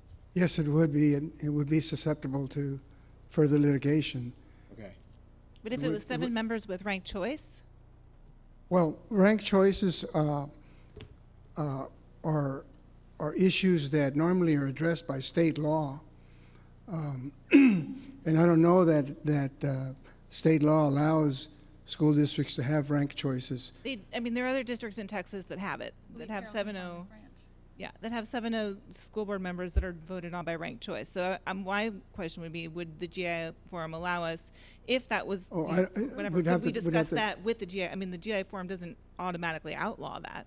No, it does not automatically outlaw it, but you would have to check with them. Yeah, and I think that in other districts, a similar lawsuit based on demographic underrepresentation, the result of that lawsuit was to move to a ranked choice system of voting. Right, you can do that under the purview of federal courts. Normally, those are lawsuits that are filed in federal court, and under federal court, you can adopt processes that may not be necessarily permitted in state law, but if the federal law approves it, they're okay. And just to be clear, one of the requests that Ms. Halsey had when we were discussing this previously was for us to engage with the GI Forum and to talk to them about what their goals for our school board are, because that lawsuit was in 1994. And so I think that they understand, as we all do, that San Marcos has changed dramatically since 1994. And so I think that that's one of the other things that's part of this process that we need to remember. I just want to state, and this will be my last comment, when we hypothetically talk about maybe the GI Forum has changed their mind, we received a letter from that organization 6 months ago saying that they wanted 7-0 That's correct. member districts. So this hypothetical that they might now support 7 at large, I think is a very big stretch of where I think it's unlikely, but you never know what they're going to do. I will be happy to have a conversation with Mr. Carbajal and some of his colleagues that have come to us before. And I think I want to thank both Mr. McLaughlin and Mr. Rios for your help with this. Hopefully, we have given you a very clear picture. I was gonna say, what Because is our it's next steps so on this? clear President for you. President I Cantu. believe the Magic Committee will be able to take care of it Wait, for sure. President Cantu, could we not have a workshop with the GI Forum Absolutely, and the redistricting absolutely. committee and Some Saturday, we can talk have about a workshop. some of these issues? But I think I think again, like the idea of having a community conversation is really important when we are talking about something this Can fundamental. we tack on our team of 8 training to that? Because we still haven't done that damn That's thing. that's right. Thank you very much. Thank you. We'll be back in touch with the committee. and Thank you very much. I'm sure we were very enlightening. Number 3, discussion and possible action to provide priority guidance for the $4,300,000 funding allocation for Miller improvements. Yes. Thank you. So, I'm gonna throw this out there, see if it sticks to the wall. Given the information that was presented by the administration in both the operations update and our annual financial update, in regards to, I'm just gonna read the item, discussion and possible action to provide priority guidance for the $4.3 million funding allocation for Miller improvements. I'm gonna make a motion to postpone the Miller improvements totaling $4.3 million until the ISD considers a May 2023 bond election, thus rescinding the previous vote allocating $4.3 million from fund balance. I'll second. You have a motion and a second to postpone the $4,300,000 that we voted on to use on Miller improvements and rescind the vote that was in the previous board meeting. Ms. Cantu, since if I can offer explanation since I've now opened this can of worms. Yes. So, given the projected financial outlook of the ISD, in addition to taking into consideration that we are hypothetically on track to consider a bond next year, I don't think it's financially responsible to expend this $4.3 million now, when if included in a bond program next year, the turnaround of this much needed facility improvement at Miller is only 6 months. There's been a lot of conversation about how the 4.3 isn't gonna pay for the 3 itemized projects. Mr. Sandoval talked about how we're working with architects to redo the proposal and the plan, which again is just like a weird way in which we're addressing district-wide facility needs. So my hope is that we postpone the Miller improvements totaling $4.3 million until the ISD considers a bond, which if we decide not to go out for a bond, then we can allocate the funds again. But that's where I am. Ms. Cantu, Dr. Sami? can I get some clarity on the motion that you're making? So we have, as a board, voted to allocate $4.3 million out of our general fund. Is what you're proposing that we would keep that as an allocation out of our general fund so that those funds couldn't be spent until they were spent on a Miller athletics improvement? So I'm open to modifying it. I guess the intent of my motion was to postpone until we consider the bond. And as of right now, if we don't rescind the vote, then those $4.3 million kind of just like float out there, not in fund balance, Will they but remain allocated. allocated? So yeah, so like I was under the impression that it should go back into the general fund, or not general fund, but the fund balance to stay there. Not as like a projected expense, but if we get to consensus, So- leaving it out there floating around, that's cool too. So we would, Dr. Sami? so we would be rescinding the vote that 5 members of this board made to expend these funds on a Miller athletics renovation. was Is six that's the people proposal? present. The vote And those was funds would go 4-2. back into the, sorry, 4-2. Those funds would go back into the general fund. Yes, and we'd as be one of the, undoing the vote that the and board as made. one of the four You who voted can't- in favor of You it. can't move into dropping it without rescinding the vote legally. Legally, we need to rescind the vote, which would be undoing something that 4 people voted on. And what's 4 people is a majority. And so I've talked to Mr. Cruz about this. Ms. Cantu can like verify that this is germane to the issue at hand. And as one of the prevailing trustees on the 4-2 vote, if you like really get down into like the Robert's rules of it all, then yeah, as one of the prevailing trustees, I have the right to essentially reconsider something that I previously voted in favor of. Okay, so the vote would be to rescind the previous motion and put the funds back into the general fund. When I asked Mr. Cruz if I could just postpone this until we considered a bond, he said legally should rescind the vote, because otherwise you have like 2 contradictory things happening. So, So, yes, So yes. I'm rescinding the vote, the original vote that passed 4-2. okay. With me, Ms. Halsey, you have a comment? Yeah, if we're going to take that action, I would like us to also consider ceasing further action and expenditure on the building of the central office, given the fact that we have now been spending lots of money and are unable to move it forward, and we've encountered the need for asbestos abatement. And if we're going to look at a holistic program for the district construction needs, then I would like us to seriously consider putting this project also before the voters. I think that that is the transparent course of action, and that we should look at it that way.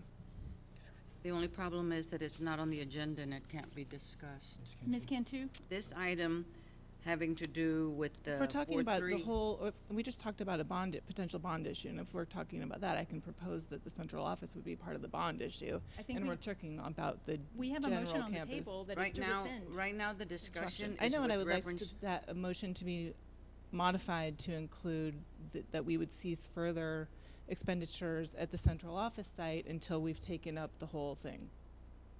Well, it's already been first and seconded, so yeah, I think so we Ms. need to It's vote on been it. a He can motion make and a he can change his second. motion. Ms. Cantu, can I, as the person who made the motion, can I? Yes, you may. since Trustee Halsey has requested that I amend it. So I apologize, Ms. Halsey, but I will not amend my motion just because as of right now, we're agendized to discuss the Miller projects. However, when we get to the asbestos abatement for the proposed new central office, I anticipate that I would be supportive of your request when we get to that agenda item, if that makes sense. So any further discussion on this? To rescind the vote and put the money back into the general fund. Yes. No further discussion from me. Anyone else? Call for the vote. All in favor of rescinding the vote? Rescinding the vote that was a 4-2 vote to use 4.3 million from our reserves for construction work at Miller based on the projects that were approved before. 1, 2, 3, 4, 5. Oppose? 2. The motion carries. Can I just ask a question? Sure. So based on that, don't proceed with Perkins and Will on this project? Is that, okay. I just need to clarify that. Academics, consider approval of district and campus improvement plans.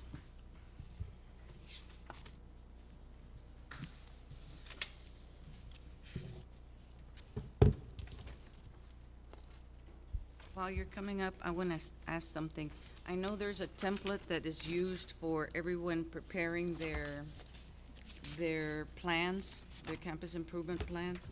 And when I was going through, I noticed the differences in the percentage increases and the TA rating and the percentage growth that was provided by different schools. And I guess this has to do with the committee that works on this? Yes, and so, Elena Villanueva, and I'm the Director of Research and Accountability.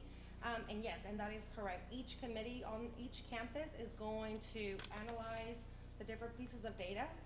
And so based on how they analyze, they're the ones that are preparing that report. So that is correct. I'll let you start. Oh, I have a question on this also, because I also noticed that some of the goals actually have, well, goals, and some of them are just words, you know, we want to be better, you know. So is there, as part of the template, you know, SMART goals is kind of the standard, and I noticed that not all of Yes, and them so, met that objective. and that is correct. And so each of the campus improvement plans that the district uses, so we use Plan for Learning. And so on there, the campus principles, there are goals. And so all the campuses have the same goals, which are our core commitments. From those goals, we also have performance objectives and then strategies to drive that. And then campuses take the information, and that's how that executive summary is provided. So they all have goals and they all have strategies. That is just the information that each campus principal wanted to share as far as what their action plan was, just as a brief summary of the plan. You mentioned our core commitments, so we have adopted these core commitments in lieu of goals for this board. Our school board doesn't set goals for itself or for the district, am I correct? Currently, no. So, Okay. And so I'm just trying to understand, right? Still fairly new. so We have for the core commitments. so for the campus improvement plan, the district and the campuses use the core commitments as our goals, as our performance goals. Okay. Yes. so were you going to go over this? Or? So no, and then that information there was just on there. If you had any questions on any of that, then I was happy to answer any of the questions that you may have on that. So, Anybody? yeah, I would, so I guess since I'm new and I'm maybe a little ignorant on this, when I see summary of goals, my expectation is, you know, for them to be outlined and to match our core commitments. And so are we, you know, a core commitment is all students performing at or above grade level. Well, is that our goal for next year? Or what is our goal for, say, whichever school, Bowie Elementary? Is our goal to have everyone ready next year? Or are we going to improve by a certain percentage? And so on the actual goals, we do have certain amounts, and each campus has different information that is listed. I can go ahead and look, for example, at our district one. This is just an executive summary. Yeah, so that's why I guess Yeah. like I said, this could be my ignorance, but that's kind of what I was expecting, and some of them actually did that, and some of them didn't, so there was no consistency across all of the schools, so that is kind of where I'm at, you know. And on an executive summary, I would expect to have some kind of high-level goals with a percentage for achievement for success. I did the same thing. I went through and I looked. 10% growth at Bowie, 80% for the TEA rating for De Zavala. Rodriguez Elementary had 5% growth expectation. Goodnight Middle School, 5% increase. Miller's Middle School, 5% increase. So I was doing the same thing. I was looking for the growth pattern, because if the board has discussed the goals that we want to see for our district, and we would like for our district to be able to raise one letter grade, I'm wanting to know, are these projected growth expectations going to be able to move us one letter grade for each school? The board has only decided to give me that as my evaluation. The board has not set target goals Right. because we have not gone through Team of 8 training. Or, I mean, we haven't decided that. So that is a part of what I had sent y'all as the timeline, and through that process, then we would set metrics that will then become the campus metrics. So until this board makes that decision, So until we do the team of 8, then correct. the raising one letter grade would not be a Yeah, possibility. whatever we Would decide. not be an expectation. Correct. The campuses all know the goal right now is for every campus to be a B rated or higher. That's the standard, to be B rated or higher. Right. And then how they meet that is based on, What growth they're projecting. correct. Go on. Yes. I think he had his hand up first. Thank you, Ms. Cantu. Dr. Sanchez Villanueva, on this item, at one point in time, this used to be like the 1,000-page document, right? That we would have to like have specially printed for each board member. And now we get an executive summary, and I understand like how we got here, but I appreciate new members on this dais reminding us that there are these very robust documents that staff spend an inordinate amount of time on, and I think most recently we've gotten like a hyperlink to the full document if possible. Can that be provided? Yes, to absolutely. the board so we can see the granular data of grade level and subgroup and Yes, academic and subject purpose? yes, and we could definitely do that. And then also the Office of Academics, as we went through the current process of the district improvement plan, and I know the campuses, we have also identified that there are some changes that we would like to make for the upcoming, because we realized that there were some aspects of this that needed to be changed. And so I know that the Office of Academics is currently working on that strategic plan. And that is one of the things that we're all kind of aligned and saying the same things. And then the information's all presented equally for clarity. Thank you. Yes, and you can definitely I can send that to you. Awesome, thank you. Who else? Didn't, Oh, I did, but Mr. Arredondo brought it up too. Okay. Great minds think alike. Dr. Sami? Sure, I appreciate the summaries, I appreciate the conversation, and I think it kind of harkens back to the idea that Dr. Cardona pointed out about, the school budgets and the improvement, the impact that the district as a whole can make on the individual schools. And while I understand that there is definitely a need for individual schools to meet their students, their unique population of students, there is also a need for the district as a whole to have cohesion and to provide equity among those different schools. And so understanding how the school-based budgeting contributes to this, how we as a district provide support for our individual schools to meet these goals, and to provide a framework for them to have some kind of equity across what they're doing to meet those goals. I think that that's a really important way for us to move forward with something like this, so that it is a more cohesive plan. We are one district, right? So I think that that's an important part of this, and understanding that, we budget a campus to get certain number of teachers, and then way more students show up at that campus than we expected. How do we address that for that campus? How do we give that campus the teachers they need? Because we didn't really realize there was going to be that many students at that campus. So I think those are the kinds of things that I think I'm really glad to hear we are looking at. I want to hear more about, because I think one of the reputation things that I hear anecdotally throughout the district is that the administration, I hear anecdotally from people in the district that the administration is not supporting the schools. I don't think that's true. I think we need an office for the administration, because I think that our administrative staff support our schools very much. I think we just need to make sure that that's clear to everyone, and make sure that we have cohesive communication, that we are, challenging the schools equally, so that we're not allowing underperforming schools to keep underperforming. Anyone else? Ms. Mejia? Are these executive summaries done by the campus principals, or? Yes, that is correct. Okay. And so the only one that was prepared by the Office of Academics is the one that is from the district executive summary. Okay, perfect.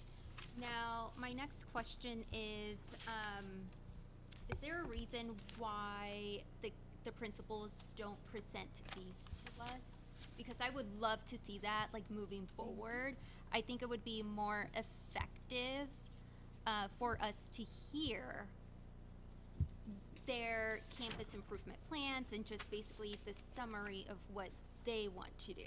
And so, correct me if I'm wrong, Mr. Sanders, but really the understanding is that since each of the campus principals have already come up here and share their data and their information and their plans to kind of grow their campuses to the next level, this here was more of that executive summary. And so that's something that we can definitely, revamp, again, the process of redoing this, because this is more of everything has already been presented. Instead of presenting the big packets of information, each principal has already been up here and presented really their plan of action. Ms. Mr. Arredondo? Thank you. As a follow-up to Trustee Mejia's request, I can understand where, like, these two things are kind of exactly the same but different, and so, like, I, would get lost too. Is there a reason why we present campus improvement plans now, but then we present, like, data and the campus leader's response to that data separate, when both of these things, I assume, like, go hand in hand, right? I've taken over this in September, and that is actually one of the things that we discussed, that we really needed to begin working on this towards the end of the year. And then when we get results, then we add that information, like the pieces of data that we're missing, so that we have a more robust plan, and begin working on it prior to, during the summer, begin working on that plan. And then, again, this is a living document, so the plan, even as we're presenting today, that plan can still change because there's some formative assessments within the plan, and then a summative assessment at the end. And so as campus principals are looking at things, even maybe they have a strategy on there that they determine that is not the best strategy, they might scratch that out because they're not getting, they're not seeing the benefits of that strategy. And so really, that is really the plan, but yes, we are moving that to begin a little bit sooner. Cool. And thank you so much, Dr. Sanchez Villanueva, because like you said, I know you were kind of thrown into this midstream and asked to start rowing, and so I'm respectful and cognizant of that. But, like Trustee Mejia said, I think when the campus administrators present and they, explain their data, they own their data, and they talk about their campus's response to it and how, even those presentations are kind of living, breathing documents, and that they're going to evolve over time, very similar to the campus improvement plans, I think. Right. I agree with Trustee Mejia that if these presentations could coincide in the calendar moving forward, I think it would limit our confusion as, well, what's the difference between what campus principal X presented and this today and all the things. No, definitely, yes, and that is something that we can definitely do. Ms. Cantu, one more, sorry, go ahead, Mejia. I'm sorry, Ms. Mejia. Well, and I was going to add on to Mr. Redondo's comment. I think, like I said, it would be more effective if campus principals would present this executive summary to us. And it's also because they're living it.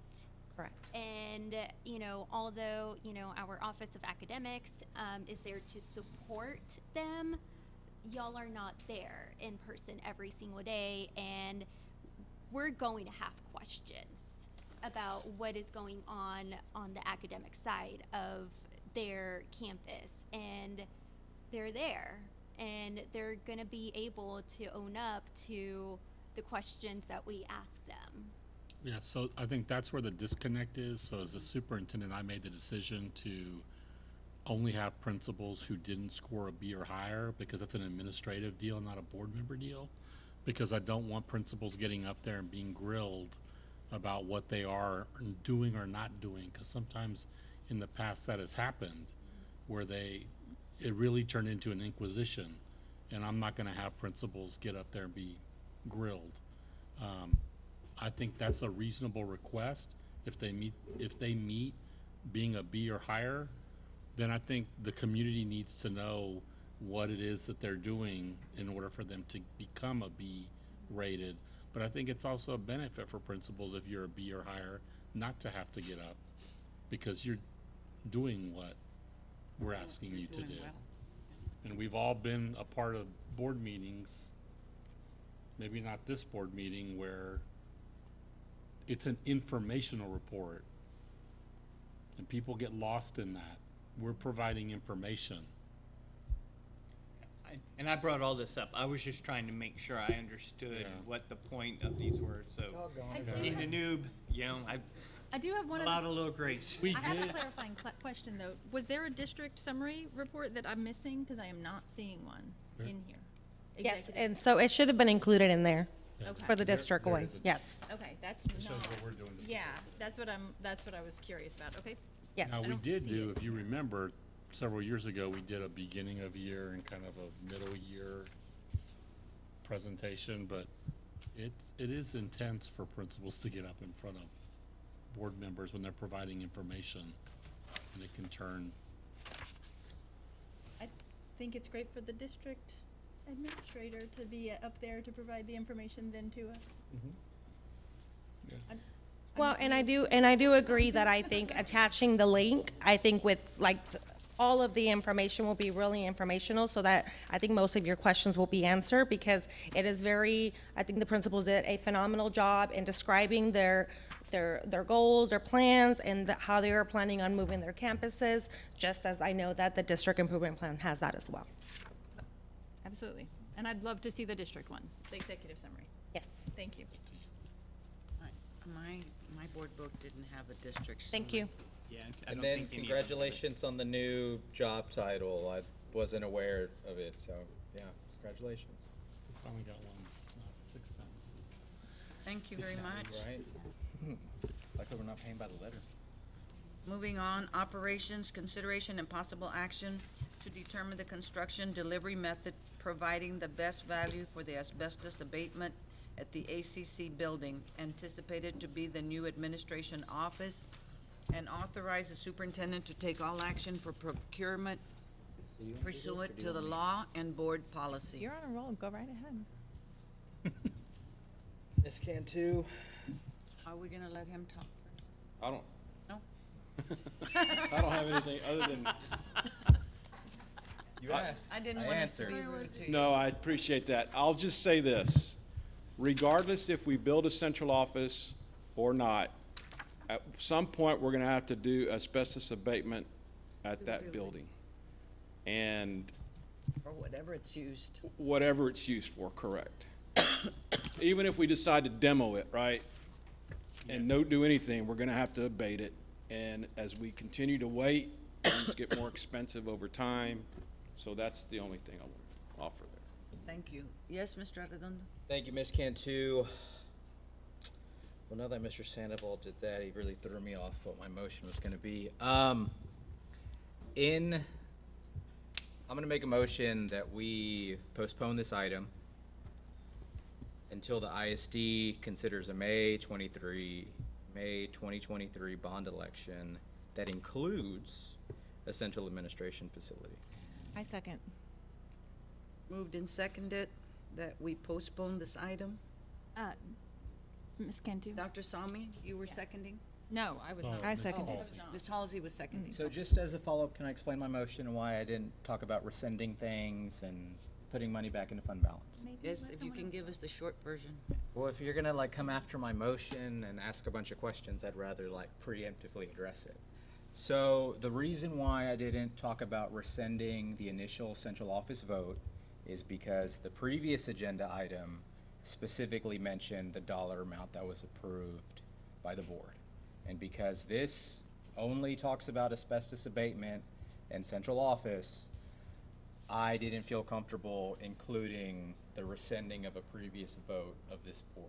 If the board comes back and rescinds it later, great, fine. But for the intents and purposes of this item on the agenda right now, was just to postpone the asbestos abatement and that we consider the central office to be included in a to-be-determined bond next year. So it's a two-part motion. Table the item and rescind the No, vote? I'm not No. rescinding anything. Okay, because we're that- just it- wanting, you're just wanting to table it Postpone. or postpone decision on it. Yes, until we consider Okay. including the central office in a future bond. Dr. Sami? Yeah, I think that asbestos abatement is going to be necessary, as Mr. Sandoval pointed out, and I think we've allocated funds toward the end already of getting to a central office so that we don't continue to rent space for our central office, so that we provide an adequate building for the staff who support all of our schools, which are our administration, and they do. So I think that postponing things like this to some potential possible May 2023 bond, we won't have time to pull together a bond in the May 2023 election. I think that anyone that's been involved in those bond development in the past knows that. And I think that anytime the central office has been included in these bond proposals, it has not been part of the discussion, which is all what we discussed when we approved 6-1 to move forward with a central office building. So my 2 cents on that. So did Ms. you, Villalpando? did Miguel make a motion? Yes. Yes, And who and seconded? it was seconded. To postpone the asbestos abatement, which is what we're talking about, Okay, so we need until the to- ISD considers I including get it. a central office in a future bond. Mr. I'm Oh, not even thinking of a bond, so. Mr. Shanks? So, is the space usable in its current? No. School fuel was using it. There was no asbestos where school fuel. The asbestos is in the other part of the building. We use it for storage, and we use it for our district maintenance carpenter uses it for storage and to work on stuff over there. And how many square footage is? 26,000 is the total building. And I will add this, so we are, if we don't do the asbestos, if we table it, the RFP, the updated RFP for central office cannot be issued. So we won't move forward with that because part of that is the abatement, that we have to include information about the abatement in that CSP, in the RFP. I'll call the question. And I have a question. We haven't talked about the budget at all. The cost of the asbestos abatement is not included in this. So the way this works is you approve the construction delivery method, which is the job order contracting. We send it out to 5 different contractors and we get the price back. And that would have to be approved by y'all as well. Okay. And Because the expenditure is gonna be over 50,000.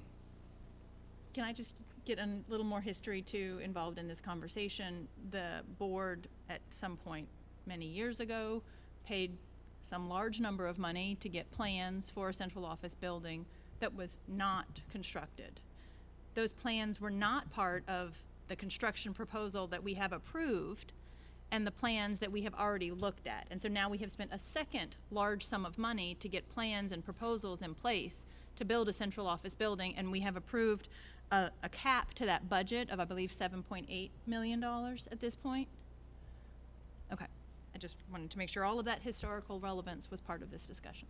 Okay, question's been called. Please repeat the motion. Mr. Arredondo? We postpone the asbestos abatement at the proposed future central administration site until we consider including a central office in an upcoming bond. Okay. Question's been called. All in favor of postponing? Who seconded? I seconded. I did. Okay. Ms. Halsey seconded. Oh, okay, I just wanted to know. All in favor of postponing this abatement item, raise your hand. Will you please make sure to include the bond thing, because that's like a big hinge to the whole motion. Okay. It's not just postponing the Upcoming bond. asbestos abatement, just to make sure that everybody knows what they're voting. In favor, please raise your hand. 2. Opposed? Oh, 3. I'm sorry. 1, 2, 3. Opposed? Please raise your hand. 1, 2, 3. Are you voting? I'm abstaining because I have another, I have other questions on that, so I would like possibly. So on a For 3-3, on a 3-3, it Fails for lack of a Fails. majority, so For lack Mr. of Shanks majority. gets to ask his questions. Thank you, Mr. So, Mr. Shanks, you're up. Since the cap was for that it to be on a bond proposal in May, that's kind of the end point. What happens if it doesn't make it for May 2023? And that's where my kind of stopgap was, because Can I then, speak- does that mean it's gonna go to 24 or 25 or 28 or? So individually, because I think there's a lot of energy behind the Miller improvements and a lot of energy and feelings behind the central office. I think if this were to be postponed, there's gonna be a lot of people working behind the scenes to like make sure it's on May 2023, and that whatever citizen committee is impaneled, I mean, you hear it up here as we talk about it, there's a lot of feelings about the two projects that we might postpone tonight. So I'm confident that all the players will make sure something materializes in a timely fashion. Mr. Card, Okay. President Cantu, I just want Yes. to clarify some statements that have been made, because I think that we haven't discussed all of the variety of options. So I just wanted to clarify that for you a little bit, that we could have a bond election in May. We could also have a bond election in November.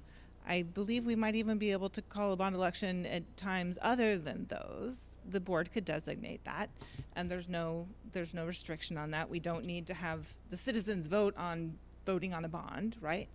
We also don't have to appoint a citizen panel to make a recommendation of the bonds. We can rely on our professional staff and the leadership of the board to determine that these are the facilities needs, that we have done these assessments in the past. We've recognized, we can see the growth.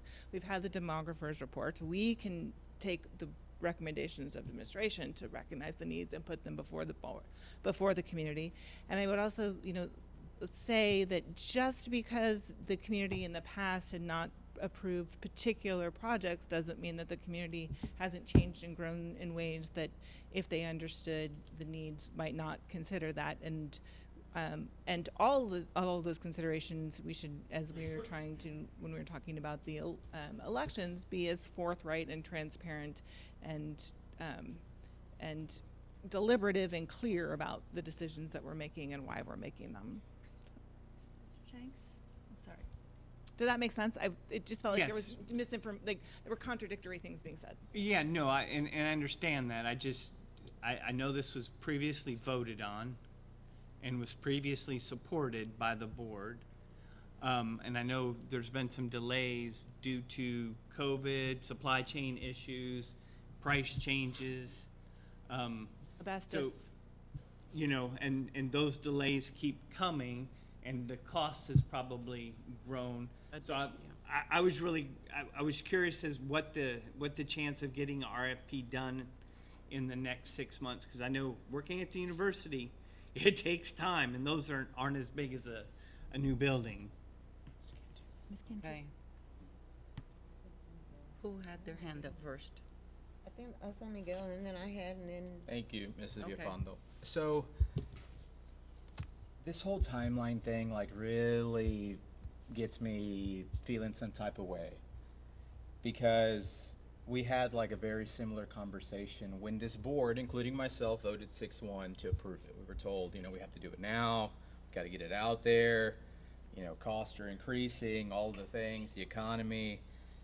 And here we are, almost a year later, right? And we're still hemming and hawing about asbestos abatements and what are we doing, and the RFP, and we got to get it out by a certain date. And I'm just like, okay, you got me the first time on the timeline and a sense of urgency, but after a year, it's clear that there are forces outside of what we're doing up here that are impacting the time frame of a new central. So that's why I'm like, what's 6 months in something that's already taken us a year to get nowhere? And when I say nowhere, that doesn't take into consideration that we do have the plans, that all things considered, we are ready to start doing work there with a contractor. But that even said, okay, so we have the blueprints, we got the plans, and if it goes to the voters, let them vote it up, let them vote it down, let's see how we pay for it. And if this board wants to circle back and say, hey, the voters voted against Central, we got the money in the kitty, let's spend it, then You know, that's the prerogative of whoever's up here at that point in time. But now that we're so close to a possible bond election, I think it behooves us with this whole, we want the voters and the parents and the community to participate in our elections, then let's put that central office energy out there too with that. We want the community to weigh in on how we run things up here, so.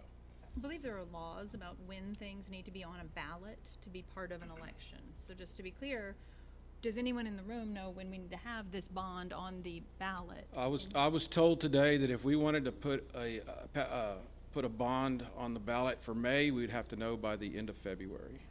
Okay. By the end of Which that February. window, if we issue an RFP for a contractor, or for a firm to do the facility assessment, that's a month process right there. But we could do an August, so I'm we not could do an done. August election. I'm sorry, I wasn't done. Yeah, so I wasn't sure Apologize. what other options there are, other than if we wanted something on the May ballot, we'd have to get it in by February. Okay. Ms. Villapando? No, I think Ann had it. I interrupted Trustee Salmin. I'm not sure she was finished. Go on. It's okay. Go ahead. And Ms. Halsey? I just wanted, previously when we discussed this, Mr. Sandoval, you had mentioned when we were talking about the middle school renovations and combining them with the RFP for central office, that you thought, at the time, my understanding was that you thought the central office RFP, where we had stalled out, might be more favorable if we were able to combine those two projects. Am I remembering that correctly? Yes, we talked about it, and we thought, but we've got two different architects. That's fine. I just had asked that. If we took it to the central office architect and say, they're not gonna take somebody else's plans and design, they're gonna wanna do their own. So that's why we probably need to keep them separate. Okay, and then we've also talked at the last meeting about potentially needing to go to the voters to approve and or disapprove an election, the budget consequences that we're facing as a result of recapture, and that we'll need to seek voter approval for that recapture process. And so maybe somebody has the answer to this tonight. I don't know the answer, but if somebody would find the answer out for us as to whether or not what our election options are. I know other districts have elections in August. I don't know that there are months that you can't have elections, but I know certainly there's a 4-month time in the process that you have to do it. So if we could figure out, get a recommendation back from the district about what those election windows are, and whether or not it would be ideal to have on the same ballot a bond and or recapture, or if we would want to split those up, and what that rationale would be like. I'd like to have that. Ms. Cantu? Yes. I would like to know your professional opinion, Mr. Sandoval. I think that it might be overstating that we've been working on this central office for a year. It doesn't, in my memory, feel like this was approved a year ago. It was slightly more recently than that. In the current climate for construction, is what we are seeing outside of the norm as far as the delays in being able to actually perform the construction? Because I know in my workplace, all of our construction projects are taking significantly longer than they were intended to take. However, we are not rewriting those plans. We are not spending additional effort and additional funds to make new plans and go through that same exercise that we've already done once, right? So is this is this timing in the current construction environment outside of the norm? I think the construction prices have stabilized. I think it's the materials, getting hold of material, which has been a challenge, and it continues to be a challenge. Okay. And so is it still within the realm of possibility, in your professional opinion, to accomplish the project within the budget that we approved, which was $7.8 million? I think so, but we're just gonna have to get the proposals back and evaluate each one and see. So it could just take a little more time? Yeah, yes. Thank you. Mr. Sandoval, one quick question before I lob another motion out here. Since we have two architects on contract right now, is there not some flexibility of changing the contract that we have with either of those architects to include a facilities assessment without going to an RFP?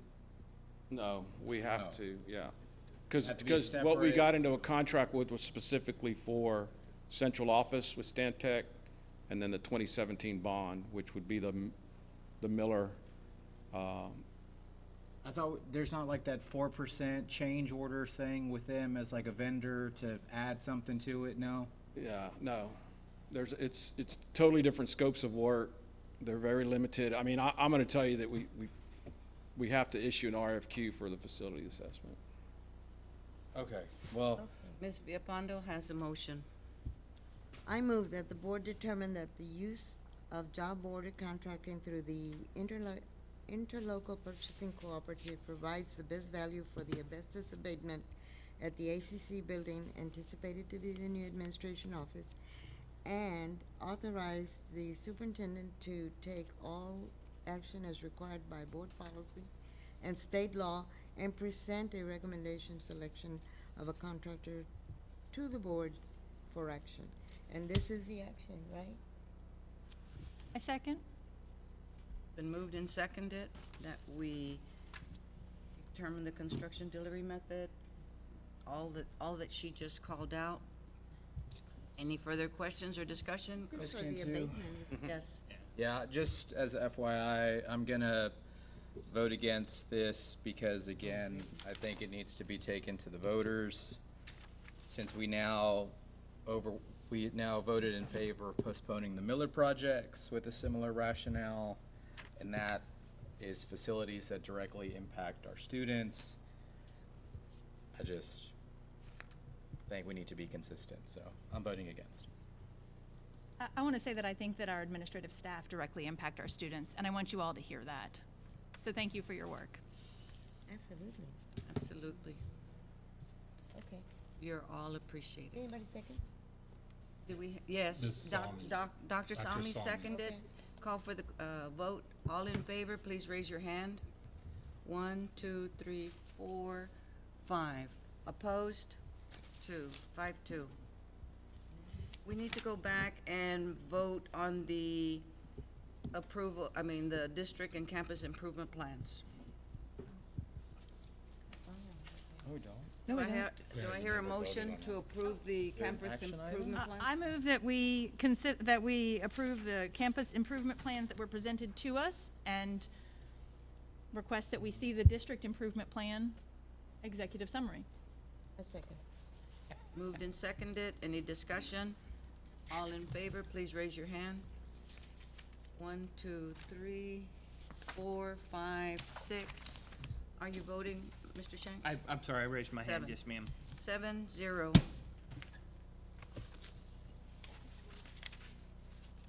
Yeah, this one, the operation, was a 5-2.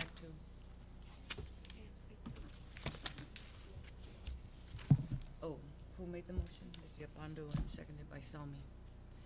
Consideration and possible action to determine the construction delivery method providing the best value for the fence and gate project, and authorize the superintendent to take all action for procurement pursuant to the law and board policy.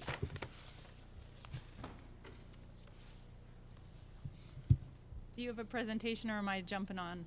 There's no presentation. This is part of safety audit. This is just the construction delivery method. We want to issue an RFP, get competitive seal proposals back.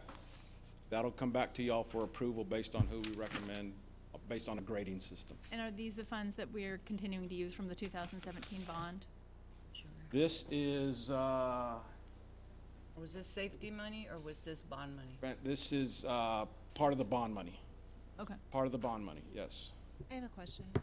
Yes, ma'am. Does this project encompass, I remember that you said that you had discovered some significant security issues at Miller Middle School that we had been planning to address within the $4.3 million. Are those issues that you had addressed the risks that our students are currently, the vulnerability that our students are currently experiencing, are those going to be addressed within this security package?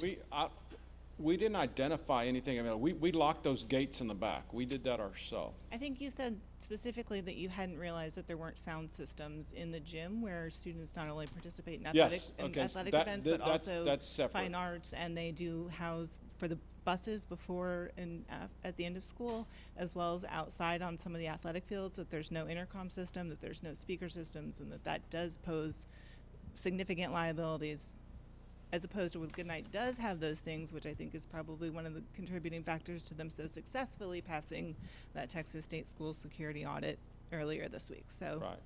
So do we that- need to bring that back, or does Actually, that spend will probably be less than 50,000, and as long as we go through a co-op vendor, which we have several we can choose from, we can make that happen without any kind of approval from I them. would really like to see that.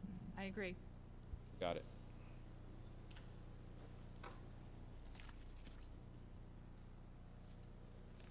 Waiting.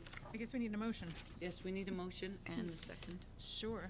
I move that we approve the proposed delivery method to provide the best value for the fence and gate project and authorize the superintendent to take all action for procurement pursuant to the law and board policy. Do I hear a second? Second by Ms. Villapando. Further discussion or questions? All in favor, raise your hand. 4, 5, 6, 7. 7, 0 opposed. Finance. Consider approval of the 2022 Comprehensive Financial Report. I have a question. Do we have to approve this today? Okay. Ms. Cantu, I'm going to make a motion that we approve the comprehensive financial report as presented by staff. I'll second. Mr. Arredondo makes the motion, the second by Ms. Mejia. All in favor, please raise your hand. 4, 5, 6. 6 opposed? I'm abstaining. I haven't had time to fully digest this, so it's Okay, hard for me 6, to 0, vote on it. 1 abstention. Just out of curiosity, what happens if we don't approve it?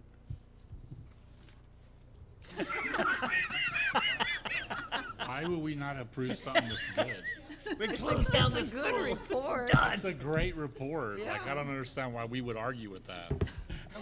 I think he was just no posing the question. Yeah, I'm just was curious. It's 9:36. He doesn't want anybody being curious at 9:36. I want y'all to feel Well, what the- I feel Can every that's meeting. what- To address that make a question, motion that we approve the budget amendments as presented by staff. Mr. Doyle has an I answer was to the gonna say, to question. address this question, there's implications on our first rating. We have a superior rating that I'll report on next month. But if you don't pass your audit by November timeframe, because we're a June, July budget, it has negative consequences. Gotcha. Thank you. Thank you. Thank you, Mr. Doyle. Right.